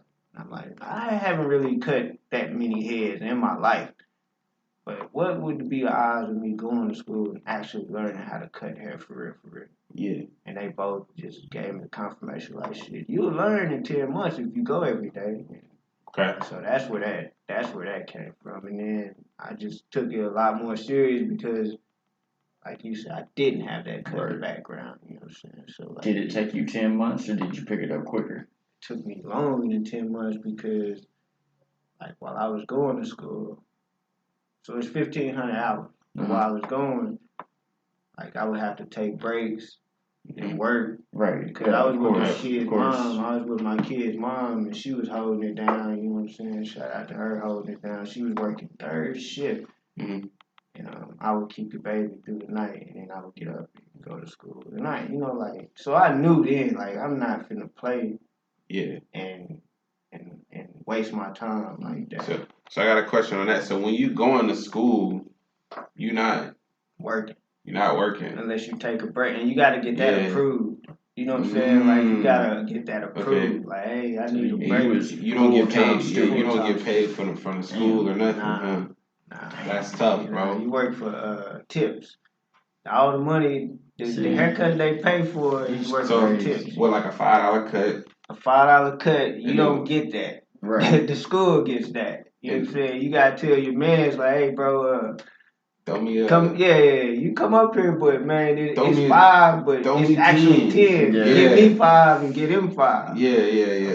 So that's tough right there. That's tough. So that takes a certain type of person to even like be like, all right, I'm gonna stick it out. It's discouraging to tell somebody they can't work while being in school, because then, like you said, let's say you didn't have your baby mom at the time. Shit wouldn't have worked out. Bro, how could you ever progress yourself? Like, that's crazy. Yeah, so that's what I'm saying. So sorry to cut you off, but that's what I want to go back to. So my mom, Eugenia, she's a hairstylist, a beautician. Right. She's been doing it ever since I was born. So like I understand where you're coming from, Marcus. Like, having to go to school, not getting paid from your school, and then having to take a break and actually, because you got a family, you got kids, so you got to figure it out. So, it's tough to actually be like, man, I'm not getting paid, I got to go to school, but then you like, if I'm taking breaks, can't even get my hours like how I want to, so what gave you like the motivation to be like, man, I'm going to just stick it out? My kids, man, like watching my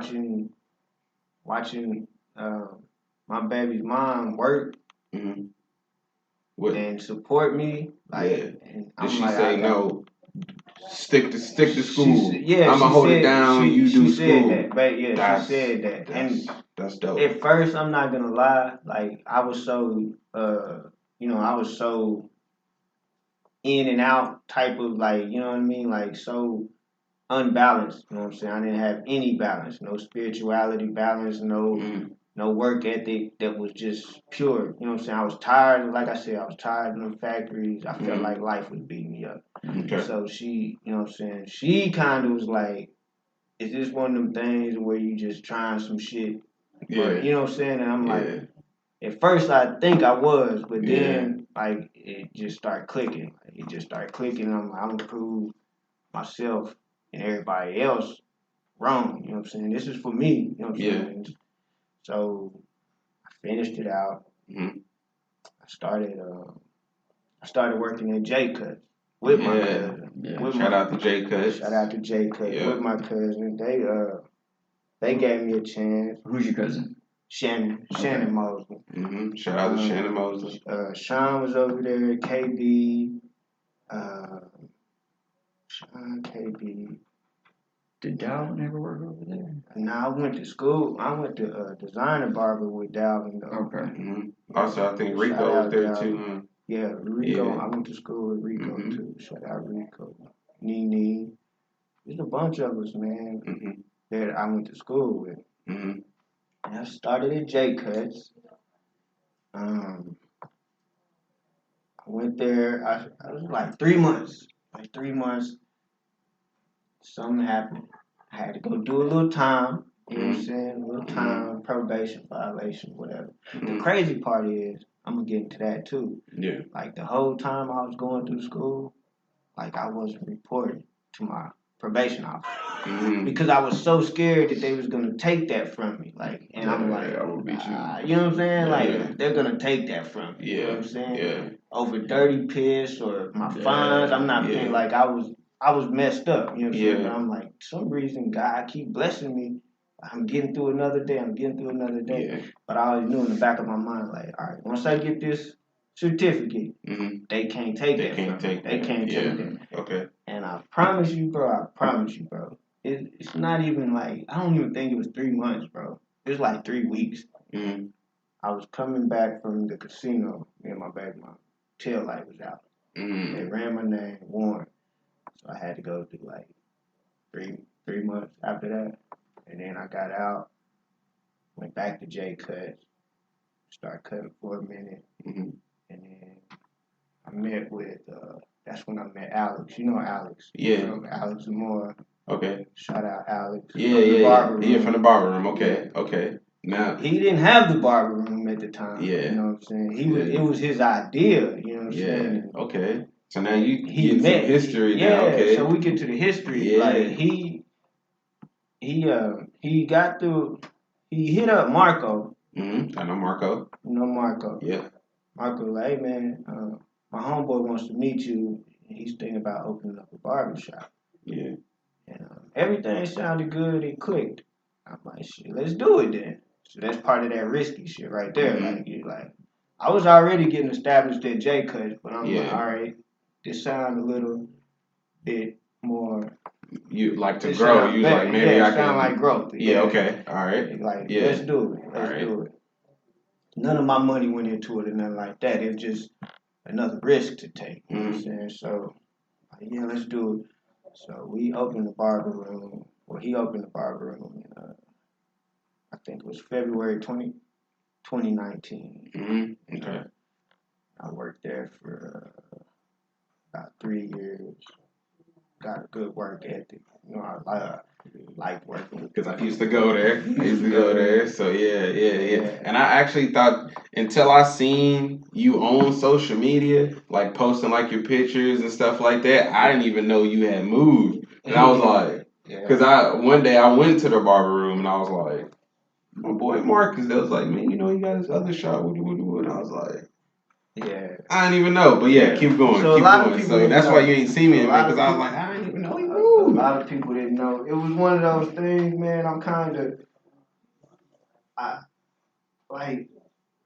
stubborn. So like I had a vision. Like I had a vision on my wall from 21. From 20. From 20 to 21, it said Next Level Barbershop 2021. That never happened. So the next year, as soon as New Year's came around, I changed it, 2022.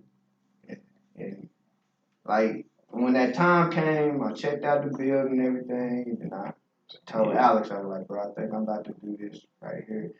And we had a talk, and he was he thought I was bullshit. Yeah, I was gonna ask, did he think you was playing? Did he respect your decision? No, he respected my decision, but he kind of thought I was bullshit. Like, you ain't gonna do it, but you know what I'm saying? Like, I'm gonna do it. You know what I'm saying? And then we talked forever, you know, he came with some ideas and stuff like that. Made sure that's what I wanted to do. It was hard leaving the barber room. I ain't gonna lie, bro. It was one of those things I had to do it just to do it because I could have let somebody talk me out of it. Yeah. So I wanna ask you this: what's some of like the biggest like obstacles, or like maybe like some the toughest like trials and tribulations that you had to go through you know, to get you to where you are like today. You know what I mean? Before that, even okay, so you're at the barber room with Alex, right? As you're thinking about branching off on your own, bro, how scary is that alone to just like say I'm pushing all my chips on me? Yeah. I'm not gonna lie to you, Wes. Like to me, bro, I feed off that shit. Like that gives you motivation. Yeah, like the same way we like you were just saying about not being able to work while you're going to school, working for tips and shit like that. If I don't cut, I don't eat or whatever. That drive is what, like, I remember them days. So it's like I'll never have my own shop if I fear of.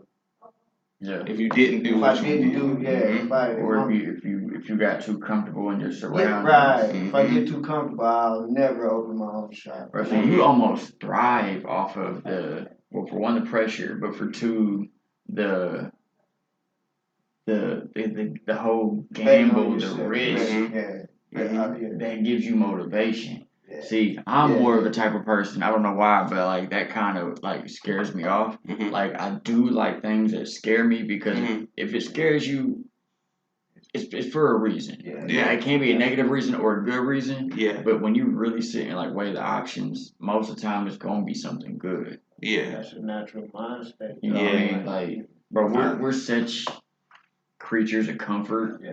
Like, I get it. That's why. Go ahead. Okay, go ahead, because Marcus probably already know what I'm saying. Well, when I say creatures of comfort, I mean, bro, it probably would have been so easy for you to stay at the shop with Alex. No risk. You ain't got to worry about is your business gonna do good? Is people gonna come over here to fuck with you? You could have just stayed comfortable and never grew, but remain comfortable, or you could have been like, you know what? Let me take this risk. Take it now, or I'll never. Let me sit in my uncomfortableness for a minute to see where I can grow out of it. That's where your real rewards come from. It is. It really is. Yes. I want to say this, going off of what you said, Wes, and what Marcus said. Like, first off, I want to say, Marcus, from me to you, man to man, like, you got like the utmost like respect from me, man to man, because one thing, being a man is already tough on us anyway. Not alone, African American. They already think like, man, you had all of these obstacles put in your way, you can't overcome. You got a felon, you got a bad background. Say like, man, you're not gonna be what you want to be anyway because of like your past history or your background, and then me coming from a family like that, because just like I said, like my mom, she's a hairstylist, so she went through the same thing, and she's a woman. See, so you already know it's hard for a man, but then a woman too, paying bills, taking care of the kids, your father figure ain't home, and then you seeing your mom, you like, dang, like, risky. Taking risk. Yeah, she going to work, she coming home, cooking. Like, you know what I mean? It, like, so I seen it. If she don't work, we don't eat. We don't eat crazy stuff. So me coming up, I was already like, I got that mindset too. Some people, I understand if some people don't, but like I have that mindset too, because I'm like, man, I see my mama do it. She came from nothing. She doing it. So when I do something, in my mind, I'm going to be like, it's no brainer. It's no brainer. Like they say, man, it's tough, man. You can't, like, because I'm a musician, I do music. So they like, man, you can't rap, bro. Like, nobody make them hear from Fort Smith. I'm like, you say I can't rap, bro. I'm a rap. You know what I mean? You know what I mean? Yeah. Like, it's and the same thing, like building like your clientele. Same thing, like musicians, they got to build their fan base. So it's like, if you don't go out, you don't record music, you don't get it out there to the fans are not going to listen to it. Or they say, like, you can't sign a deal. I actually signed one. You know what I'm saying? I had a distribution deal. So, so it's a lot of stuff that people don't know about me, and it's a lot of stuff that people don't know about you. That's why I wanted to bring you on here to the show and let you, because I seen it Appreciate it. and I know it. You know what I mean? And I'm like, anybody come on the show, because that's what this show is about. It's about giving people their flowers. You know what I mean? Giving, recognizing, the hard work that they put in. I'm like, the different perspectives. Yeah, like I seen Marcus do it, bro. Like he got his own shop. It's a lot of people that say like I want my own shop. But there ain't gonna be a whole lot of people that actually get out there and put in the work. You know what I mean? Like I said, bro, it's tough. It is. It is, bro. It's so tough, especially when you have something solid like you did at the shop. You could have just easily maintained and hindered your growth because you chose comfort over growth. But man, for you just to be like, nah, fuck, I'm gonna roll this dice. There's this quote by my favorite writer, and I just want to say it real quick. It says, "All the effort in the world won't matter if you're not inspired." And that's something right there that, like, bro, that's a good one. I love that shit. That's a good one. Because, like, you could put forth all your time, but if you ain't inspired by what you do, if you don't love it, all that time and effort, it ain't gonna mean shit. You have to be inspired, and that's why I think for you, like you said, cutting hair, you knew, bro. You had it on the board. Yeah. And I think that's a real thing. I think you got manifesting is real. You got to see it. You have to see it, because if you can't see it, how is anybody else gonna see it? They won't understand it. They don't understand the vision until you actually like do it. Put it into motion, and then oh, that's what you were trying to do. That's like you said, perspectives. Like everything is perspective. Everything. Like you can look at a truck, like a diesel, like a truck. Like some people might look at like, damn, that's a big ass truck. That would be fun to drive. Or some people might be like, damn, I like to own like 5 or 10 of them and rent them out. We talking about Lil Durk and like just Lil Durk doing his trucking company from Who? Lil Durk. Yeah, he does. The rapper. Yeah, he owns his own trucking company. That's crazy. Yeah, I didn't know it either until they told me. He does. So I've seen him on interviews talk about that before. So before we jump on to the next subject, I want to stay on this topic a little bit. So Marcus, do you feel like you've made it? Do you still feel like you still got work to do? I'm still hungry. I still got work to do. Like this is. So I say this. I started working also at Max Steel too. You know what I'm saying? But it started taking a lot of my time away from the shop. You know what I mean? But like I put some money up. It got a big toll on your body too, man. A major toll on my body. But I started doing that because I started getting more bills, bro. Like for real, like how like different bills like had to be paid, and they're still being paid. But like, so I quit that job though. I did it for it served its purpose. Yeah. So was you like? I fired them. Was you like? I fired Max. You fired them. I fired them. You worked for them. And you fired. Yeah. So was you? So during that time at Max Steel, was you like, this ain't enough?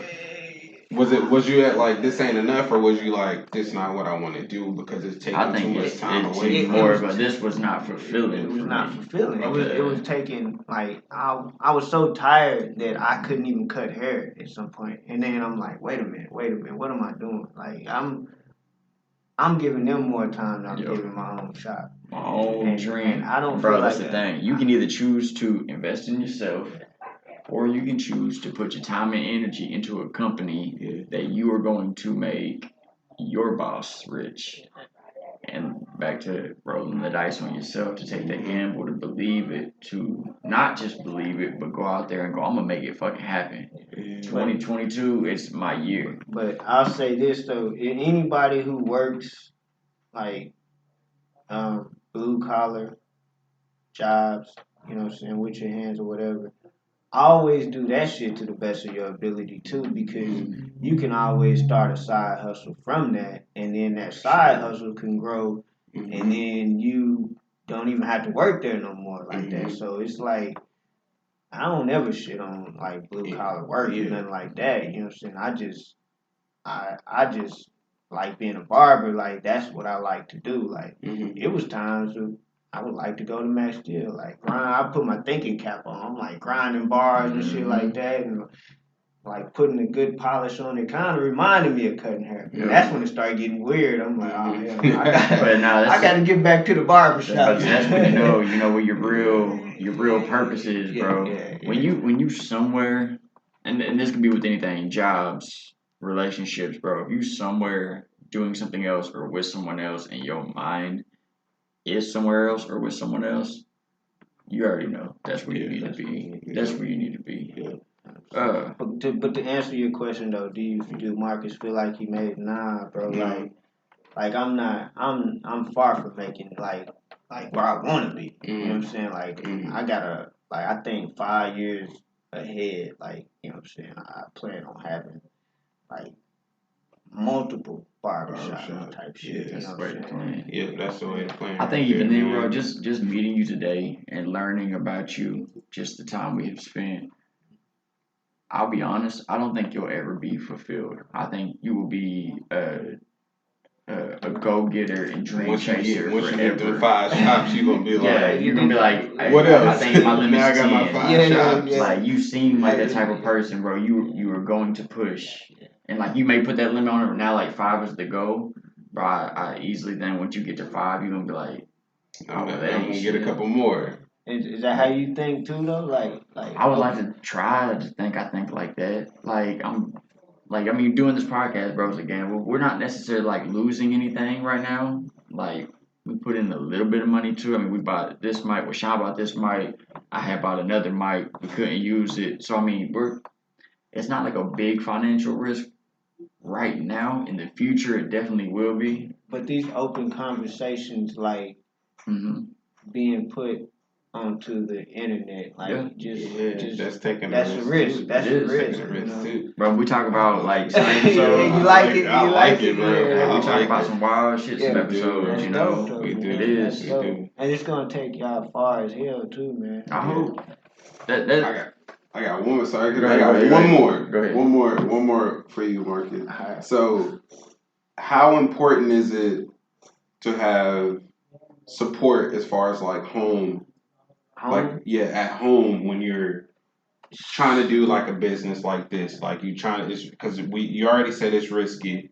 You know, there was times in your life where you wasn't, making financial. You know what I mean? Yeah. Not trying to put it out there like that, but it's like that. Okay, he said it's like so it's like that. Exactly. So how important is it to have like that support system at home to be like, all right? That's the most important thing. If you don't have support from if I didn't have my baby mama, my kid's mom, like shit, I wouldn't have survived barber school. It's very important. You know what I'm saying? So, and I would say this too, like if your girl, your woman, or your wife got a passion project or anything, anybody who's ever in a position to hold their mate down or whatever, like that shit is like super important, man. Like try to. Don't try to talk them out of it. Like, try to be there and support them through that shit because it ain't easy. It wouldn't have never happened. I'm gonna just say that. Encourage your person versus stifle there instead of being that negative. Like, oh man, you making it at the shop. We're doing good. Just stay there. Yeah. For her to be like, nah, but fuck that. Go get your shit. Get your fucking shop. You know.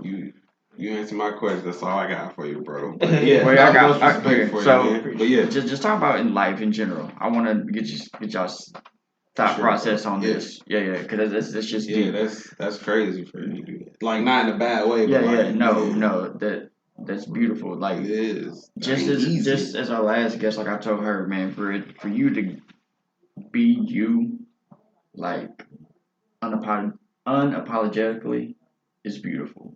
And you're doing the same shit, but you're doing it with a very high risk reward. You know, you could have like did this, and bro, you could have lost everything. But you had the vision of it succeeding, and I think that's what helped.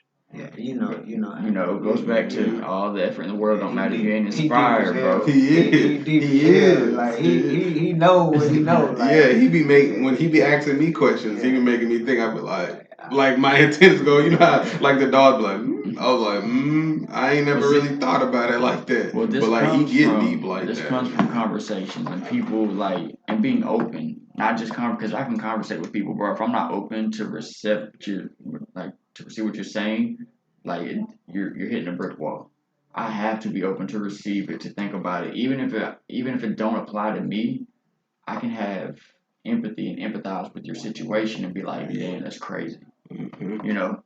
Now, with that being said, I want to ask y'all real quick, why do y'all believe humans are so caught up on time? We are constantly worried about what day it is, what time it is, what time we got to be there. We're the only living thing that worries about time while everything else just lives life. That's deep. And do you think being worried about time hinders our actual ability to live? Yes. Yeah. I would say so. Most definitely. I mean, you only got 24 hours in a day, so you got to be able to fit everything that you're trying to do. But like even that right there, you saying that, I mean, it's not true. It's made up. Time. Yeah, it's. I would say live for the moment. Like always be in the moment. Yeah. Always, you know. Be present. Be mindful. Yeah. I believe that too. Is that what y'all meaning when you I say just mean time? like I don't get like I had shared a post the other day and it was like, could you think about not thinking about time? Like, and it was like, right now, I bet you know what day it is. I bet you know what time it is. And we do. Like today, we was like, we got to be here at 1. We got till this time, and like we're always like talking about time and thinking about time. I wondered if we could get away from that. If we could live a much happier life. I think you could for sure. It's just that society has. That's another conversation, bro. Like numbers is time is numbers, man. But in actuality, time isn't it's not supposed to be numbers. You know what I'm saying? Time is existence to me. Like I think we all can agree that we came from time. Like we for sure. You know, we were here like we were here from the beginning of time, you know what I'm saying? And then time started becoming numbers, like instead of just. But it's how we started tracking it because that's the only way our dumb human brain could like even fathom time was like, well, it's gotta be 24 hours in a day. Like that's the only way we can think about it. Or we came here in 1492, but you know what I mean? We were here from the beginning of time. I wish you didn't have to think about time. I wish we could just. I really do. Just like how you said, Marcus, just live for the moment. But think about like the whole idea of like being late for a job is like such a weird thing to get like penalized for. It's like, why you think it's weird? Because look at it like this. Zoom out from the earth, right? Yeah. Don't put yourself in the room right here. Yeah. Look at it as somebody observing Earth. And think about it.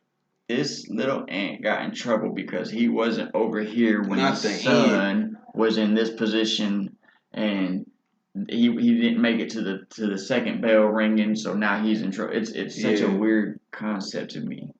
Like, I believe, like, let's say I gotta be at work at 8 o'clock. But if I'm there at 8:05, I'm there. Yeah. You know, if I'm there at 7:55, I'm there. Shit happens. Like go ahead. Not to break away from like the point that you're actually making, because I get what you're saying. Like I do too. But I think there are some people who do understand that. Like bro, like you 5 minutes late, but I understand what happened. Like just the way you communicate, you know, like damn man, like I had to change diapers or fucking I had a flat or whatever. But when it becomes like you bullshitting in line, like bosses, they be like, man, nah, you capping, bro. Like, So that's my outlook on it because every job that I've worked at, I've been a manager. So managers, they have to think differently, you know. So are you like a strict like, hey, you're supposed to be here at 7? It's 7. You late?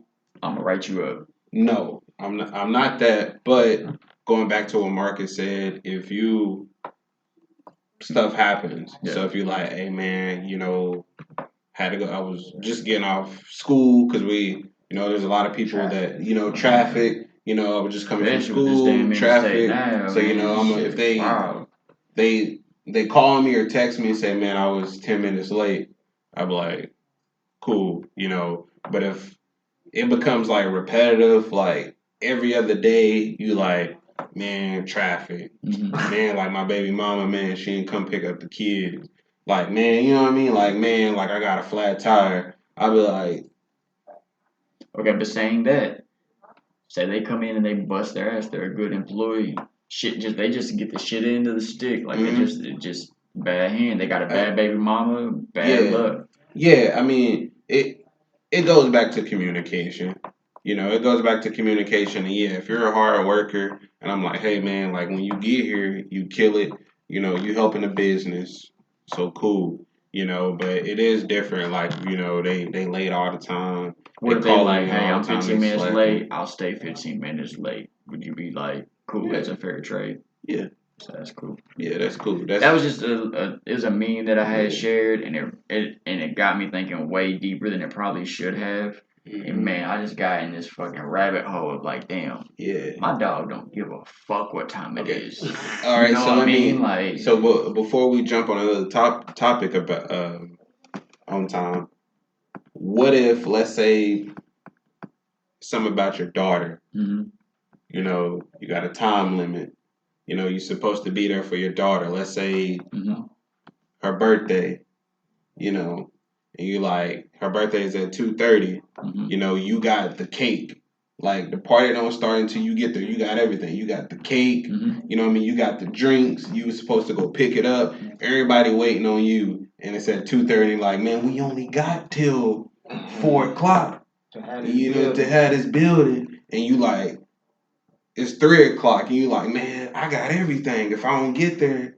You know what the answer would be? What would you do? So if they calling you like, man, like I'm well, in that situation, you just fucked. If you're late, you're late. But the way to fix that is to eliminate this constant caring about time. You only have till 4. Wow, what happens after that? Well, we got to clean it.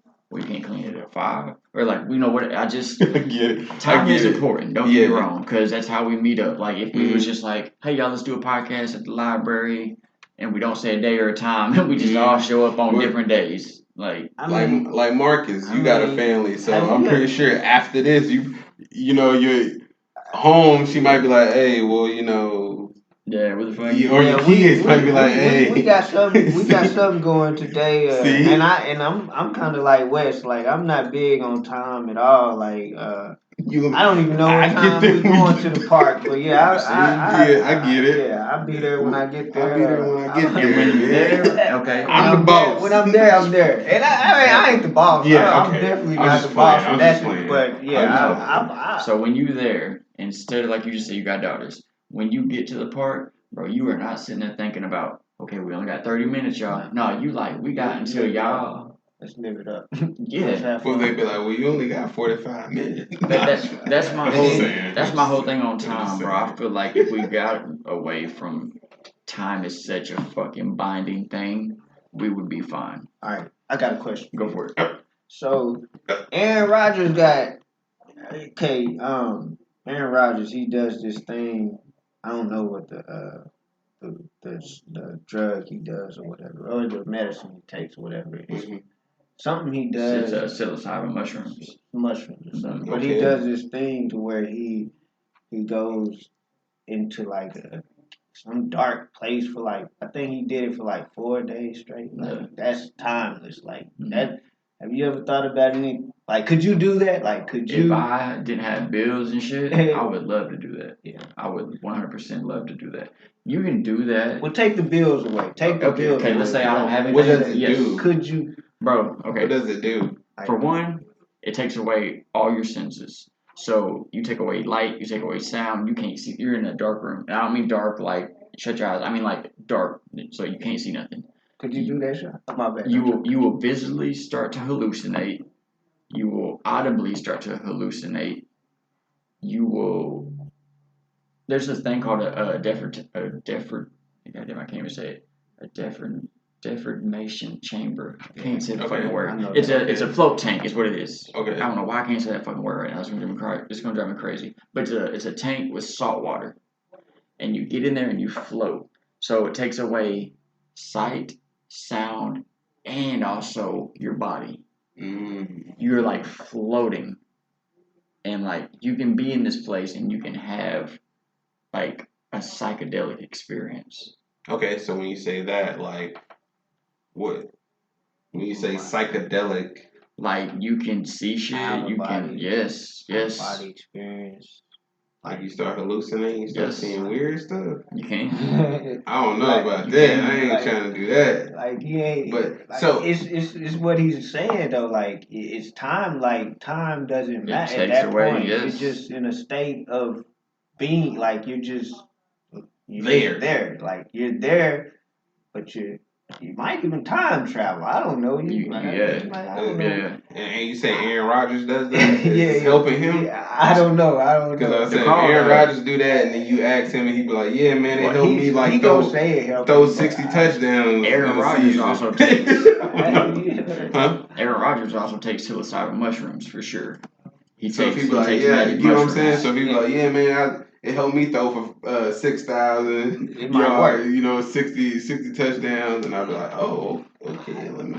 Like I don't know nothing special about that he does, but I just wanted to use him for an example. Okay. You know what I'm saying? Because he takes that time out of his life and eliminates. He eliminates time altogether. I don't think I could do it though. Like me personally, not one time. Like I say, just try it one time. I can't. Like bro, like we was in. He said, like we was looking like Wes when we first got here. Like the room we was in, like it was small. It was small. I was already getting like claustrophobic type shit. Like I think about being in a dark room and you don't know how big the room is. Like that's probably why when you came in here you said, "Yeah, I like this better. I like this better." And then you said, "Yeah, that's an open space. Got a nice view." Natural space. This room is nice as fuck. But you said you wouldn't be able to do it. You couldn't do it. Nah, I think I got too much PTSD, man. I closed my eyes too long. And well, see, and that's where I think it would be beneficial because I think you would be able to face whatever is causing this PTSD and you would be able to move past. Especially with psilocybin mushrooms, bro.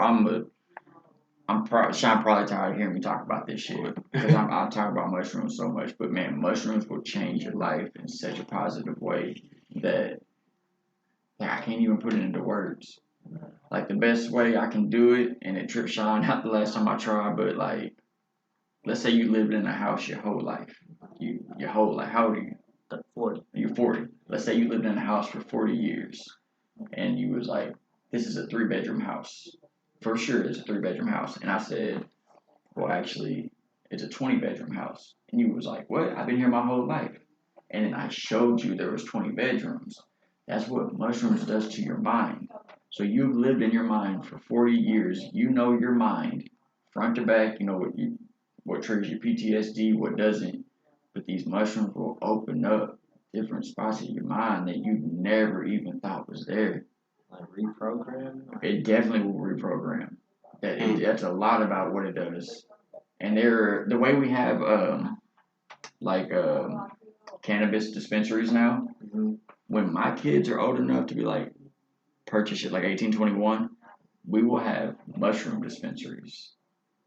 And I don't think just mushrooms, but we'll also have, I believe, DMT dispensaries and MDMA dispensaries.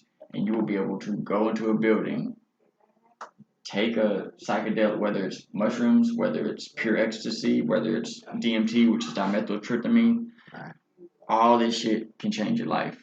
And we see nothing but positive benefits from it. You know what's crazy, bro? Like, I'm big on energy, too. Like, I could tell everybody in this room is big on energy.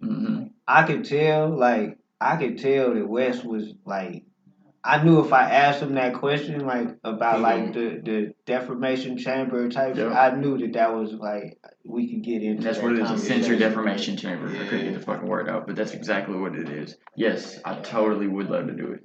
Matter of fact, but the way you talk about, like, opening up your own barbershop, I've thought about doing the sensory deprivation chambers here because we don't have them. Dude, that would be crazy. But they're so expensive because each one has like 5,000 pounds of salt in it because it has to be enough to make you float. You have to be buoyant, so it makes you weightless. And then every time somebody uses it, you have to change it out. So it's a very expensive thing, but that would be crazy. Very beneficial. I would have to see what about like? Could there be like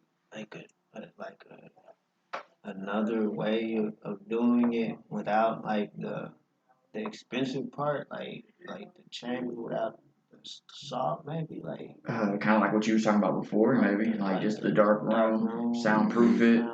Bro, they got rooms that are so soundproof that you can hear your blood flowing through your ears. You can hear like this right here. We can't hear nothing right. You do this in a soundproof room, you hear your bones grinding. That shit would trip me the fuck out. Like, and yeah, so you can't hear. I'm talking about you hear. Yeah. So I don't know if I would try it. I would have to have like somebody that I like know they that did it, and then I would ask them and be like, "Man, how was it? Like, is it like? Did you get a good feeling from it? Did you get a bad feeling from it?" Yuri Prohaskich, the UFC heavyweight champ, the one that beat Glover the last time, he did it for 4 days. Sat in a room, no light, no sound, no nothing. It does it do something like mentally too? Yeah, bro. Like, think about it. Think about taking senses that are arguably your biggest senses, your sight and your sound. Take those away. I wonder if it helps you. Like he said it helped him get over all kind of demons and like.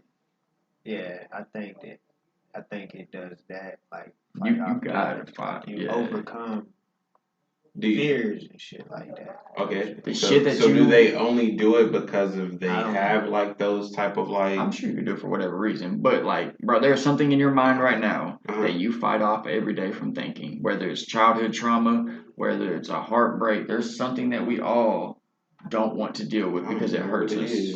We'll see. And I get in there and like something's coming at me, bro. I didn't even know. It's gonna be like your dad. It's gonna be like your stepdad. It's gonna be just. Or it could be something like, now you bring it. Yeah, I'm mad now. Okay. Like, I'm mad now. Yeah, I'm thinking about him right now. It could be like, my mom, my relationships, like just all kind of crazy shit.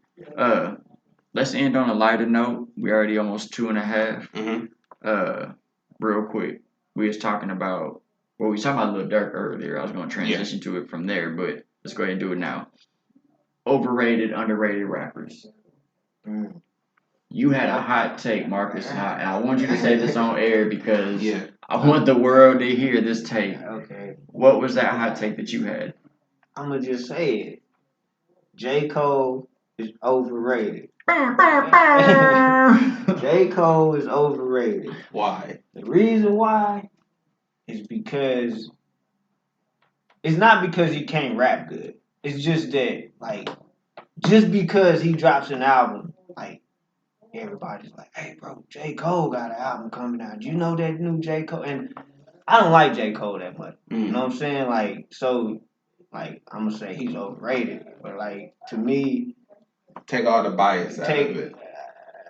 Yeah, like, you know what I'm saying? Like... So you feel he's overrated because people not because he can't rap. Yeah, not because he can't rap. It's just because Dick J. riders. Dick J. Cole dropped. Yeah. Okay. I'm like, okay. What's the big deal? Yeah. J. Cole what if it is a fire album? What if it's like 2014 Forest Hill Drives or whatever? Because that album was like is fucking probably the best album. I've heard it before. I think so. Was it? I think so. Was that the him sitting on the roof? Yeah. With like the dunks on? Mm-hmm. And he got like the what? I guess that's a hockey jersey. I guess he got on. I thought it was like North Carolina, but yeah. Okay, he got like the jersey on. And he's just like is that the one with apparently? Apparently. I think so. Yeah, it could be. Yep, it is. Then he got like the blue and black jersey on. That's the cover. That album was hard. This album is that's the one. Arguably. Now, I will agree with you on if that's where you're coming from. Like when he drops an album, people automatically go to Cold Drop. Yeah. Stop fucking everything. Yeah, I had somebody tell me that one day. Like barely, dude don't even talk to me that much. You know, I ain't gonna Cole, Like that's your conversation, bro. Like, hey, you know that new J. Cole coming, bro. That's what you chose to tell me today. Yeah, like, let me see. Let me look at some J. Cole albums. But no, he's hard though. Yeah. Okay. But I think 2014 Forest Hill Drive, classic. Off season. You see me? I just said. I don't care nothing about no J. Cole. Like the way I he want to looked. go through his catalog. That's what I got. I You don't like. think it like that. I want to go through his catalog. You said, okay. You did like this, bro. You said. You tell me what Cole album you will fuck with. Just by looking off the cover. Well, if you're a Cole fan, you know the music off the album. But if not, then yeah, then. Just off looking at the cover. Well, I mean, do you know any songs off of the albums or anything? Oh yeah, I know 2014 Forest Hill Drive. I know apparently. Because I can tell you right now, KOD is whack. KOD is whack, that's his... and For Your Eyes Only, I think is whack. KOD is his most recent one, or did he drop one after that? Off season. Okay. With the basketball, the burn go. Yeah. I can't remember what was on it. I think Middle Child was on that one. Yeah. That's like the best song. See, I like a few of his. I like a few of his songs, bro. I'm not gonna lie. Like you just don't think he is. I don't think that hype is there. Yeah, nah. Or it's too much hype and not enough to back it. I'm not gonna say there's not enough to back it because he has a following of people that really, really, really like his music. He's got a cult following. Yeah, he got a cult following, yeah, bro. And I don't want to take nothing away from his skills. I just think he's overrated. You know what I'm saying? Like to me, it's the what do you call it? Before the anticipation of his album. Like they're just like, oh, Cole about to come. I'm not like that. I don't.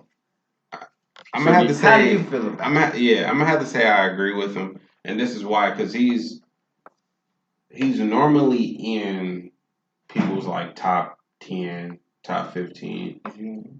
He's not in mine, but he normally is. Like when people say, like, "What's your top 10?" You got me thinking. You know, most of the time he's in my top 15 for sure.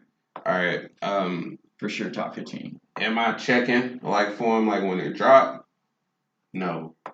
But just because me personally, I don't like that style of music. I'm not checking for that style of music.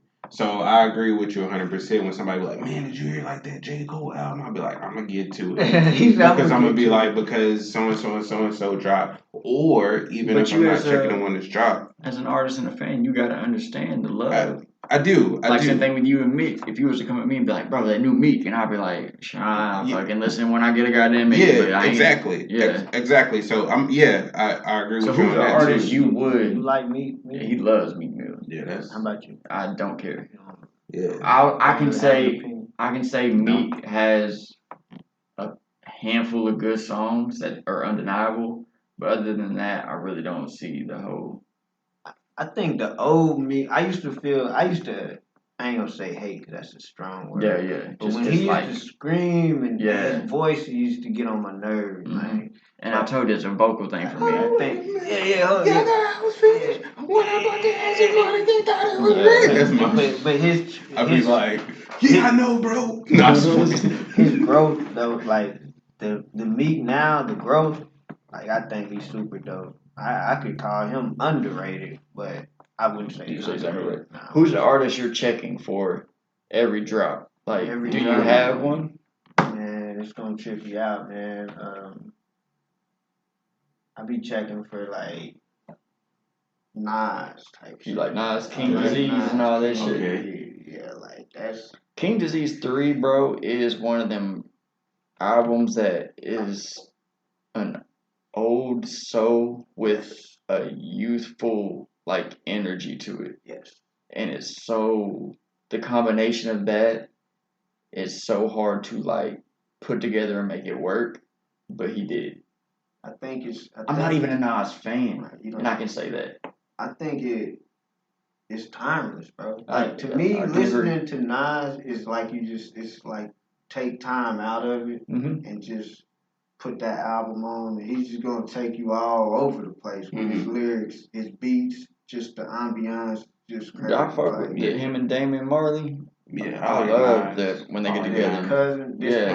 I love that shit. Like the your road music, to Zion and fucking. Yeah, it gotta make me feel a certain way. Like it gotta make me be like I always say, like music with some bop in it. Yeah. And what I mean that is like it gotta make me like bob my head a certain way to where I'm feeling. I'm like, ooh. But is the bop? Do you only mean good bop, or can it be like sad, emotional? Or going back to that, it has to make me feel like man, like he's saying something like emotional. I'm like, dang, like he's making me feel sad, or he's making me like. Do you like triple XXX Tentacion? I do. I think he's fucking dope.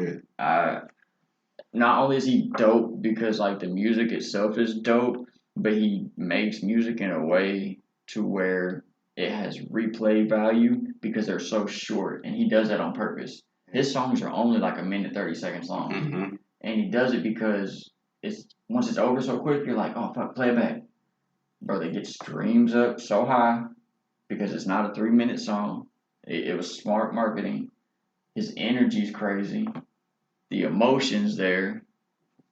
I think he likes pain music. Yeah, I like pain. I definitely do. I like pain music. I will play something that will make me sad just so I can feel sad. I like pain music too, but I don't like it if you're talking about like popping a perk or like you know what I mean, something like that. Because then I'll be like, I do depending on what if you're bragging like Migos, you know what I mean? And I'm like even Amigos, like I like hip hop, but I'm like the Migos saying they're like, I'm popping the perk. Yeah, no, see that's different. You ever heard Lil Peep? That's not pain music. Or so pain music. So explain. Meek Mill got pain music. Yeah. Dirk make pain. I like that type. I like Ride Wave. Mm-hmm. Even like Triple X, Kodak. Triple X, all his pain stuff. But he's emo though. Like he's sad. And he want to like do drug abuse because he's sad. No, his shit is more. I want to kill myself. Yeah, I don't want to hear you sad about killing yourself, bro. But like think you about saying like I want to off myself. RP Triple X. But listen, think about it like this. I don't want to hear that, bro. Because I ain't think about how many men like Juice WRLD. You see, same thing with Juice WRLD. I like some of his songs, yes, I do, but I like that more like upbeat because it's all about he did. But in those songs where he's talking about that, I'm kind of like. See, that's what I was about to say about like taking a perk. He talks about taking perks and shit, but he's talking about doing it because he's in pain and he is trying to cope. He's not like doing it like Migos, like I'm gonna pop a perk and I'm fucking doing that. Yeah. He's more like I'm popping a perk because I can't cope with my fucking self. Yeah. And I get you don't like the suicide type shit, and bro. But think about how many men kill themselves a day, a minute, a lot. So there's a lot of men out there that are dealing with this, and since we don't get to talk about it, we don't have representation. We don't know about it. And I respect that. Like I respect the craft. I respect because I know how hard it is. So like, and he is an extremely talented artist. So don't get me wrong or don't get it confused. Like I'm not saying like, nah, man, like he a bad artist. Just like that's not my taste. You know, it's like Suicide Boys too. I don't necessarily like Suicide Boys, popular, but they're popular as fuck. But going to the music, so because we're gonna hurry up and run through it real quick because we don't really have a lot of time. But yes, so I thought we was timeless today. Well, we got a 5 o'clock since we're in the public library. For the listeners, yes, we're in a public library today. We normally record at home. So I know you mentioned J. Cole. You said he's overrated. All right. So when you saying he's overrated, give me one reason, just one, of why you think he's overrated. Just one. Well, he gave it to you. He said. Well, yeah. Let's go back to it. Just one. Just one. Just one. Let's go back to it. One more. Yeah, just one more. Just one more. Even though you just one more. So not because of the dick riders, but that's fucking annoying. Because of the dick riders. Okay. J. Cole is overrated because he's not that good. Okay. All right. So because that sounds crazy. No, you said it, bro. You said it, and it's going online. You said, all right. So with he's not that good to me. Okay, to you. Okay, so I'm a numbers guy. Mm-hmm. So when I'm looking at music, I always look at like the billboards and stuff, like see who's on there, see who's selling what, see who's dropping. Lil Durk, we mentioned Lil Durk, is Future and J. Cole, and they're number 2. So right. What's number 1 though? What's number 1? What is number 1? Morgan Wallen. Wallen. So country. Okay, so country. I think Dirk hit a chart with him too. He did. It was called Broadway Girls. Yeah. So Lil Durk has been doing good. Lil Durk and Cole together though. They tried to cancel him for saying the N-word because his friend got drunk. And he was like, "Man, pick up this pussy ass." And they got him on camera. And they were trying to get him out of there. And Lil Durk came and swooped him up. And he's like, "Nah, bro, you get on the song with me." They cleaned that shit up. And revived his whole fucking career. Right.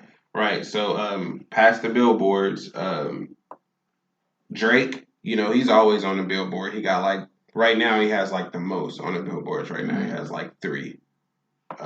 He ain't even got an album like this out. Mm-hmm. And then you got Lil Baby. He's on there. Lil Baby has 3. He's on the billboards. Lil Baby ain't canceled the fuck out. Young Boy has 2. And then you got The Weeknd that has 3. So when you're trying to get on the billboards, do you think the labels play a part in that, or do you think their fan bases play a part in that? Oh, I think the labels play a major part in that shit. Just like he said, I think Dirk is an opportunist, in a good way. The bad shit that Morgan did or whatever, Dirk let me go. He was like, "Nah, we don't. Yeah, let's go. Yeah, this shit is. We don't capitalize off that shit." There's probably some people behind him that made him, that got him on that level. You know what I mean? Yeah. His label probably suggested it. Hey, this would be. I think it was Dirk's call. Actually, I think Dirk reached out to Morgan personally and was like, bro, I heard the video. I heard how you said it. For one, he was drunk as fuck. They was all drunk. He didn't say it like we talked about this before. We done agree you shouldn't say it, period. If you black, whatever, I don't care. Y'all do y'all thing if y'all want. Mm-hmm. But nobody outside of being African American should say it. But he did say it but they got him on camera. Mm-hmm. And it could have potentially ruined everything. But then when he dropped his album, bro, that shit crazy. It's going crazy right now. Crazy. So I think he's about to be one of the next big stars, just because of he's getting on billboards. He's doing collaborations with artists that you wouldn't think he would be doing. So I think yes, they do. I also think there's only 10, because we're speaking about hip hop. I think there's only 10 hip hop artists that really have solid fan bases. So if they stop rapping today, their music catalog can pretty much take care of them. And I want y'all. You think there's 10? I think there's only 10 right in the hip hop right now. And this is if there's more, I want to get y'all's opinions on it. But who I think, I gotta know what level you're talking about. Well, let's say we're talking about well off. Let's say they stop rapping today. And we can only catalog, and that's off of just their music. Streaming, everything. I could just live off of the money I can make off of my music catalog. So this is who I think. I think Drake. Of course. Because his catalog is worth over 100 million, 200 million. Because when people when they sell their masters, and they can sell it for that much. 100 million, get at least 5 million or 500 million. Okay, so Drake, just off of his catalog, all the music that he's done, if he was to sell it, I think probably Future, because Future, I think he could. Maybe not as much as Drake, but I think you don't think so? No. Wayne, Yes. Lil Wayne. That's you know, first. all that stuff like his Carters, you know, all that stuff. His mixtapes, everything. Hold on. Are we talking about like the credits too, like the producing, the writing? Because Future you wrote going to that? Yeah, Future we got a wrote whole lot of crazy shit to think about. Yeah. He was responsible for half of Kelly Rowland's music and Beyonce's shit. Yes, I'm talking about like, everything music. Everything that he did. I'm thinking of Future's just his catalog. Rap catalog. Yeah, no. Okay, if we're talking about anything that they touched musically, okay. Mm-hmm. So Drake, Future, Wayne, I think Lil Baby. I think Lil Baby's up there. I think Lil Baby can. The way he pushes his music, yeah, probably. Young Boy. But I think he only Young Boy got 2 albums. Bro, I couldn't. Yeah, Lil Baby, 2 or 3. I couldn't do one Young Boy verse. I could tell you there's a parade in my city. Yeah, he's the highest stream like YouTube. Yeah, and I ain't got a fucking clue who he is. Ever. I know who he is, but music wise, I ain't heard a Young Boy song in my life. What, Young Boy? Yeah. Mm-hmm. I mean, he got Ja doing this too. Like he got Ja like. Yeah. So and there's a lot of little kids like he got like 2 or 3 songs, bro. That like I fuck with tough. Like that or what's that one? Ain't going outside today. Mm-hmm. That's just a goofy ass song, but I like it. But other than that, like I really don't just listen to NBA YoungBoy. I don't think. Yeah, I could name one. If you put a gun in my head and it was like, even like name one or sing one or hum one, I couldn't do a Young Boy song. Who? So all right. So who's yours? Like, do you think there's less than 10 or more? No, there's probably more if we're talking about everything they've touched. Okay. If we're talking about everything they touched. Name your opinion as far as 5. Drake, Wayne, Neo, The Dream, and Jay-Z. That's a good 5. And I'm not even saying Neo and The Dream because they're catalog, but they have had so much writing credit.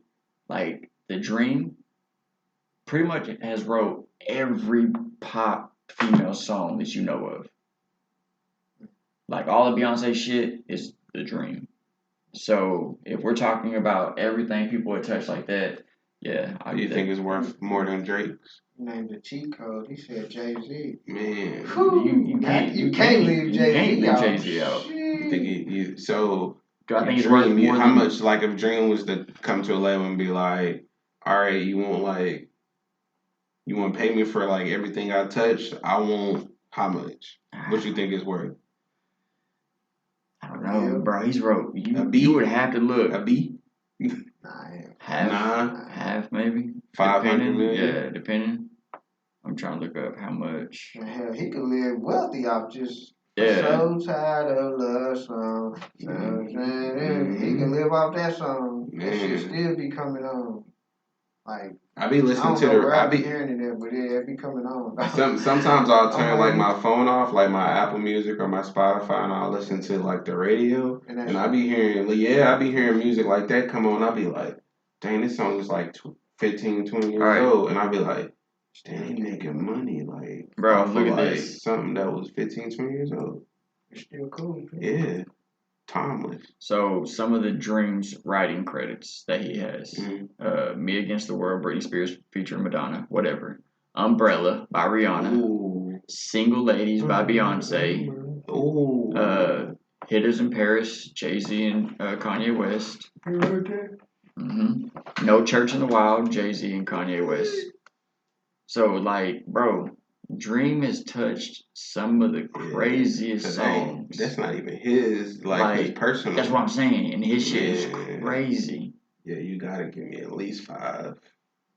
He coming in like, oh yeah, I wrote Kanye and Jay-Z. It just keeps going. Speaking of Kanye, "Baby" by Justin Bieber. Bieber, he got some Biebers. Baby. Dang, yeah. What show? So you named 5 like rappers that you think like everything they touched. Like if they was to quit rapper today and be like, man, I can leave off everything. Wingstop and Checkers and all the shit that Rick Ross got we going even on. think about all that. So let's just say just music. Just music. Just music. Okay, I'm still gonna put Ross in there. All right.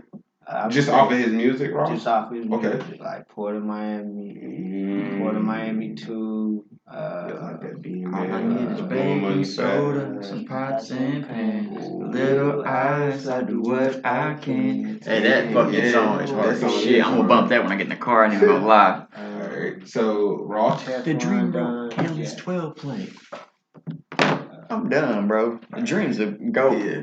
Alright, so yeah, you said Ross? Ross. He already said Jay-Z. Kanye, of course. That was gonna be on my Kanye. I can't forget Kanye. Yeah, she was. Kanye, Ross. He already said Jay-Z. That's 3. Meek Mill, Chris Brown. Hey, Chris Brown probably got a lot. No, I'm not gonna say Chris. I'm not gonna say Milk because you put him in there. No, Ross. He's under Ross's umbrella. Yeah. Yeah. Hey, Chris Brown probably got hella writing credits too. Yeah, for sure. Do DJ Khaled count?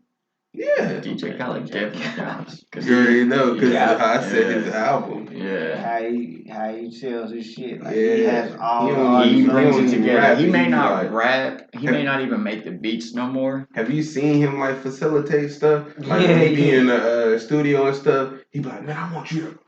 And like he don't say it though. He be like, man, I want you to. And then the rappers be like, oh, you want me to do that? He be like, but you know what I mean? And they be like, listen to the beat and how it.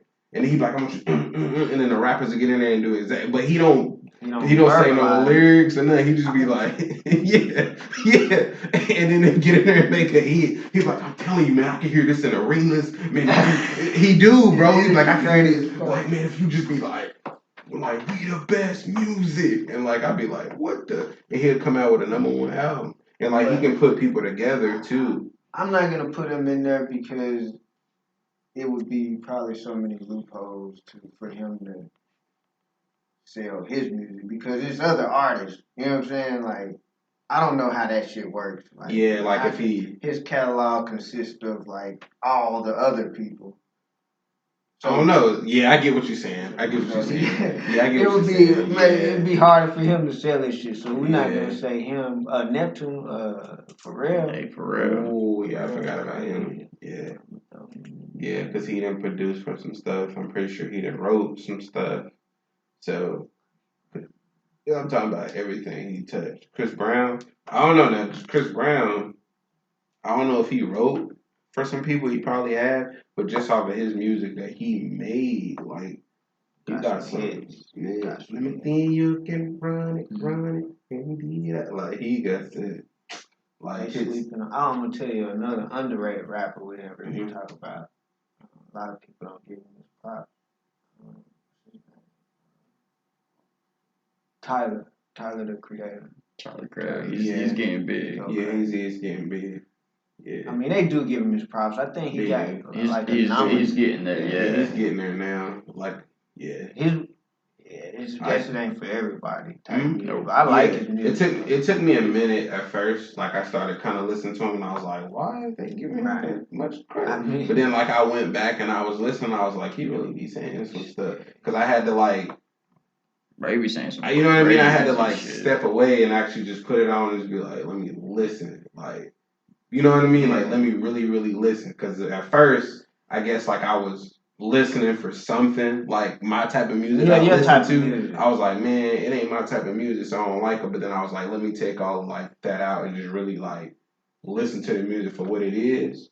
And then when I heard him, I was like, yeah, actually ain't bad. That's how I was with Chance. Like, he cool. Chance the rapper, like it ain't my type of music. I used to love Chance. Acid Rap, that mixtape, bro.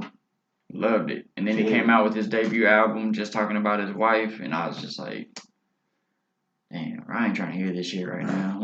Where is Chance? He ain't dropped nothing. He just dropped something with Joey Badass. I thought it was. I guess it was. It was dope. It was dope. I guess it wasn't good because I didn't hear about it. It was dope.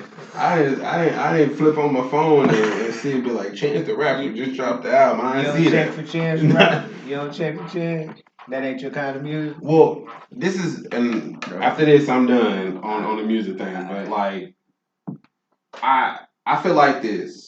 I shouldn't have to check for you. So if your music is good and it's gonna sell itself, just like if you got product out in the street, it's gonna sell itself. If it's good, I feel like I shouldn't have to check for it. I should be able to go to my phone and pop up YouTube and be scrolling down and like a video or a song or an advertisement pop up and I'll be like, yep. Yeah. oh, but like if I ain't like, cause I'm gonna be honest with you. There's only a certain rappers that I do check for, but I might just be kind of like, you know, just on my phone messing around, or I might put it on shuffle and like why they don't pop up though. If Chance don't hit, if you ain't open, you checking for the Migos. Yeah. You checking for me. I'm not, because I can be open. So for example, like if I pop up on my YouTube, because you know you got like the algorithms and stuff like that. So if I pop up my YouTube, which you probably can't do because it ain't.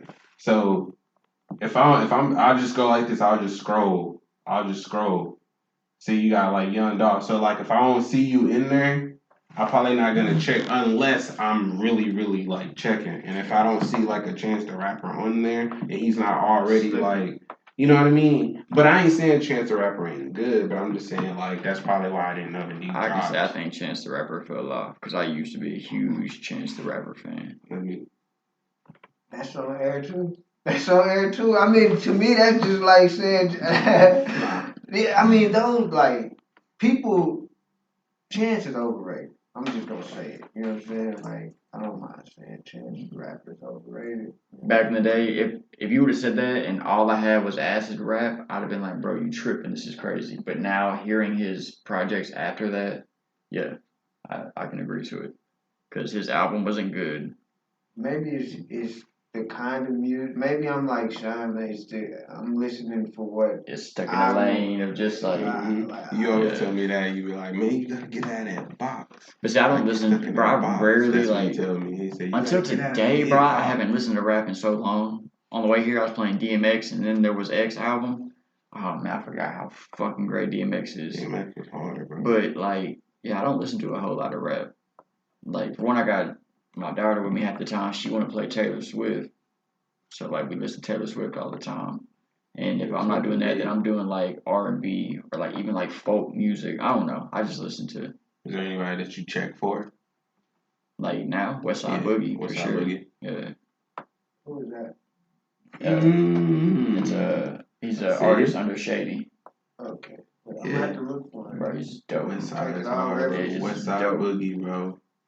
He hard. Like he really is, and it's so weird because like talking about overrated artists, he is definitely underrated because he like his music will touch your soul, but yet he's not getting the recognition I feel he's worth. Yeah, he's dope as fuck. I've seen him twice in concert. Got to get on stage with him. Where? Dallas. Bro, got to dap him up. Got to rap with him. He even hit me up to do a verse on a song. He did. Told me it was $1,500 for it. I didn't have it at the time. I was like, I'm not even gonna hold you. Yeah, that's his last album. More Black Superheroes. I'm fucking with it. I subscribe to his YouTube channel already, bro, so I know dope. I know it'll pop up. Mm-hmm. I haven't been listening to a lot of rap. I've been listening to a lot of. I told you, Blast. Oh, yeah. Yeah, fuck with Blast. Real quick before we go, give me a number.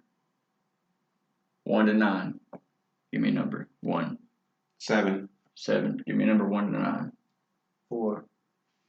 I'm gonna say 5. Sean, give me one more. 6. So 7, 4, 5, 6. 7, 4, 5, 6. Y'all comment that with your Cash App, and you will get free $20. Y'all heard the man. Yeah. 7456. That's 7456. First one to do it with the Cash App code, y'all can get the money. Do we count? He said, do we count? Y'all play this episode 3 and y'all find it. 7456. That's what it is. That's what's up. Let me see. Is there anything else I wanted to touch on real quick? I didn't want to put it right at the Next very Level Barbershop, man. Yes, sir. Come check us out, man. 6814 Texas Road. Next Level Barbershop.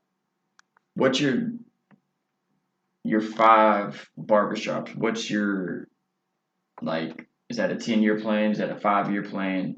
Do you have a limit on it? Or is it just like when it happens, it happens? Nah, I don't. Nah, I was just really just throwing some numbers out there. Like 5 years though, I won't be in that same the same shop I'm at now. Mm-hmm. Like I got my eyes on buildings that I can't even afford. You know what I'm saying? But you preparing for it. Yeah. Like I'm like you mentally picturing yourself in that building, bro. And that's the way to do it. I'm telling you. I swear, manifesting so real. Look, this whole podcast. This was just an idea that I had years ago because I love podcasts. It took linking up with Sean to actually put it in motion and be like, bro, let's get serious about it. Let's create a YouTube. Let's record. Let's find guests. Let's sit down and have the conversation. So speaking on that, I want to give a shout out. Since you said that, my co-host Wes, I want to give a shout out to you because when you brought me the idea, when you mentioned the idea for me, I was kind of like, a podcast. I don't know, maybe. I was kind of like iffy about it. And then just one day, kind of going back like how you said, like one day something clicked, or somebody talking to me or whatever, and I was just like, man, I want to give it a try. Mm-hmm. But if you didn't say that though, if you didn't bring it up, I would have never thought about it. But just one day I was just sitting at home, just chilling. Of course, I do music and stuff. So I was like, man, I haven't dropped no music in a while. It's probably been over a year since I dropped some music. And I was like, man, I want to do something. Because, when I first started music, that adrenaline rush, Sure. And then I was like, man, I ain't dropped music in a year. So I was like, when I get back into it, I feel like I'm missing something. I need that rush again, And then I was like, what's going to give me that rush, something different, And then I was like, I remember when Wes was talking about the podcast, and then once I started doing it and started researching it, because you was like, man, you got to know what podcast is. It's different from music. And I actually started studying it and stuff. I was like, this is something I want to do. And I started getting that feeling again. I was like, man, I'm going to go all in, I'm going to buy a microphone. I already got a computer. I'm going to download the program. I'm going to just go all in, and going back to that support system too. I bring the situation or whatever to my wife or whatever. And she's like, man, go ahead and try it. She's giving me that support. She's like, yeah, man, go do it. I don't care. Just go do it. She's like, and I was like, hey, I'm going to be at the library. And she was like, okay, cool. Go do it, but she's all in for, she see that I'm starting to get into it. Mm-hmm. And she's like, you really doing that podcast, don't you? And I was like, yeah. It really is. I hope it take off. And I was like, how'd y'all come up with the name? It wasn't the first pick, if I'm being real. The first name was off topic because that was going to be the whole premise of the show. We don't have a topic. We was just going to do anything and everything. We can bring in a barber. We can talk to a trans woman. We can bring Kendrick Green, who is just, insightful and deep. It was just going to be a little bit of everything. And then 50-50 came up, and it was kind of gimmicky, to be real. We were going to do... Yeah, actually came up with the name. Yeah, we were going to do, half and half. We were going to do, 50 fact, 50 cap. That's just what it was going to be. So, we was going to, the 50 cap would just be, us talking our shit. But then we would give facts behind stuff. Mm-hmm. So, kind of... But then now it's more of it feels too. Yeah. It feels exactly the way y'all planned this shit out. Mm-hmm. Well, now it just seems more 50-50 we half in, and it is what it is. Yeah. And like you said, you got plans to open up another barbershop, move locations. Bro, we plan to be the biggest podcast in Fort Smith. Take it from Fort Smith to Arkansas, take it from Arkansas to the South. It's going to take time. You see, we're very basic. We got, the bare minimum. Oh, yeah. It's in motion, bro. It is. It's in motion, bro. This shit is going to take off. I'm betting the house on it. I'm betting the house on all the effort in the world don't matter if you're not I inspired, and I'm fucking house inspired. I love talking to people. I love hearing different points of views. I love hearing different perspectives. Yeah. Shout out to my co-host Wes. Hey, you know, like I had he the came up with the idea, but idea, you know, man, and we putting it in motion. So you put the drive behind it though. Yeah, man. You know me, I be procrastinating like a motherfucker. And I know you do, but like when I talk, I can tell that you really, really passionate about this. Because when I say podcast, you be like, bro, like let's do it, bro. You messing up my podcast. Like this is my he do. He said, man, you better not be late. What's the topic, bro? Do you got the topic? Yeah, and then like when I be trying to invite guests, he be like, don't tell your guests, don't be BSing, man. You BSing with the guests. So like that's what I like. So I'm like, okay, so he's talking about the podcast, so I know he's serious about it. But that also gives me like motivation. I be like, man, like I gotta be on my A game because I know Wes gonna be like the last one. The last one he was like, bro, if you let me carry a podcast without you saying anything, bro, he was like, it's gonna be a problem. That's what he said. The fact this man, we did this whole podcast, right? Yeah. Talked to this lady this whole time, right? Yeah. And we're like, you got anything? No, that's it. I'm like, all right, cool, cut. Clicked off. I'm talking about as soon as I clicked off, this man got to talking. Hey, bro. And I was like, what the fuck is you doing now? He did. I can tell you the second you was like, man, now you want to talk, man. Now you talking. Yeah, you put my shit back on. But yeah, man, but. Hey, y'all got history, like, do y'all know, like, y'all know each other for real? Or actually, bro, what's weird is. Because y'all got good chemistry. Yeah. Here's the weird thing. We grew up around the exact same people, but have no recollection of each other. That's crazy. That's the crazy thing. That's the crazy none. thing. Like he know the people I hang, just like he said, he know the people I hang out with, and it's like it's still like click or whatever. Because I be like, dang, like you know the people I know. Like you was hanging around with the same people like I know. It's like, and it's kind of like I'm like, I almost like even though I didn't meet him back then, it's like I know him because he. Like, it'd be like certain moments that he'd be like, hey, man, you remember when this and this and this happened? And I'd be like, yeah, but you wasn't there. I remember. I'd be like, and I'd be like, I don't remember you being there. And then he'd be like, yeah, man, remember when this and this and this, when like so-and-so was there and like this happened? I'd be like, you was there. I'd be like, you was there. But like, we had linked up at Popeyes and what it was, and we just got to talking. And we had to talk about music. We did a song together, and from the song, it was like, who do you know, bro? And like, it was exactly the same people. I think that's probably like our first conversation when you said that. You asked me. I think because you was like, you be rapping? Well, they had said something because I was already talking about like I was in there like fucking around with beats and shit. And it was like, well, you know Sean, right? And I'm like, Sean? Yeah. Because like when I knew you, you was like a straight cut, like stand up, like straight. You was like, hey y'all, how y'all doing? Like, but like you was a manager. How y'all doing? Like, he was in manager mode. Yeah, he was in manager mode. Okay. So like as soon as I found out he was rapping, bro, we what? No, get back to work. I'm just playing.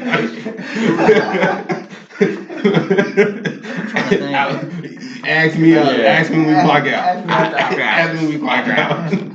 No, like once we started talking music, it was like what 2 weeks maybe when we knocked out beast mode. We did, I think so. Like I found a little beat, sent you an idea of what I had for a chorus, and like just. It's crazy like how it worked, man. And like I love music. Same thing with Sean. Like how Sean says he loves music. I love music, but bro, I love podcasting so much more.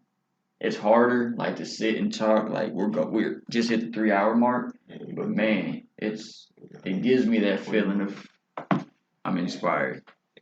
I think it's dope. Like you could tell that when you know somebody but you don't really know them, but there's a respect there. That's like because there don't have to be like a lot of people get on that shit to where they're like, man, I don't know, dude. Like you know, bro. You've been here 20-something years. You know,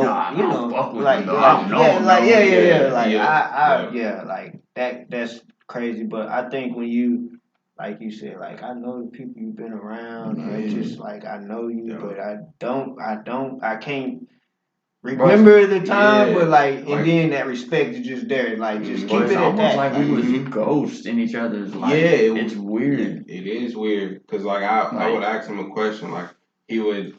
Like, we was at a party, like, he'd be like, yeah, I was there. And then I'd be like, I didn't see you. And then he can literally, like, for real, he can literally be like, yeah, man, like Tajon was there, you know, Brandon was there, and I'd be like, you know them? And he'd be like, yeah, I went to school with him. I'd be like, I went to school with him too. And then we'll be talking about the party and stuff, and like if a fight broke out, he'd be like, yeah, man, like a fight broke out, and like so and so and so and so got like hit with a bottle. I'd be like, what? And he like, yeah, I was standing like right there. He like, I was standing right there, and I'd be like, bro, I was like, you was there, type and I shit could too. see it, yeah. And I'd be like, what, bro? How did I like miss you? You know what I mean? And then just like you said, like that respect, I was just like, you know what's up, bro? Like, yeah, bro. Like, you know, and then everything he said, I can like be like, yeah, bro, like that's true. Like, bro, like, yeah, we gonna kick it, bro. Cause you know what I mean? It's kind of like, yeah, like you my brother, bro. Dang near, you my brother, bro. Like, cause on the other side, it could be like, nah, I don't know you. You know, like nah, I don't remember you. You making that up. It'd be certain things, or like to be calling out that it's like there's no way you know that. Unless like you was around and you know. I'd be like, you know, Marcus, bro, he cut hair. Dude, I would have flipped if I would have, because he was like, who you bringing on the show? And I was like, Marcus.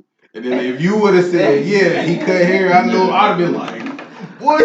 Yeah, bro. Yeah, you was there like 2 years ago on that Friday, man. He was giving you a nice little fade. Fading it up. Like, what? So next guest gonna be does he got plans? We gonna say it or we just gonna wait? Let's not say it on this one because it ain't like just in case. Okay, we won't put nothing out there. You know, so, but yeah, any final words on anything? Man, shout out to the world, man. Y'all need to come on over here and holler at my good people at 50/50 Podcast, man.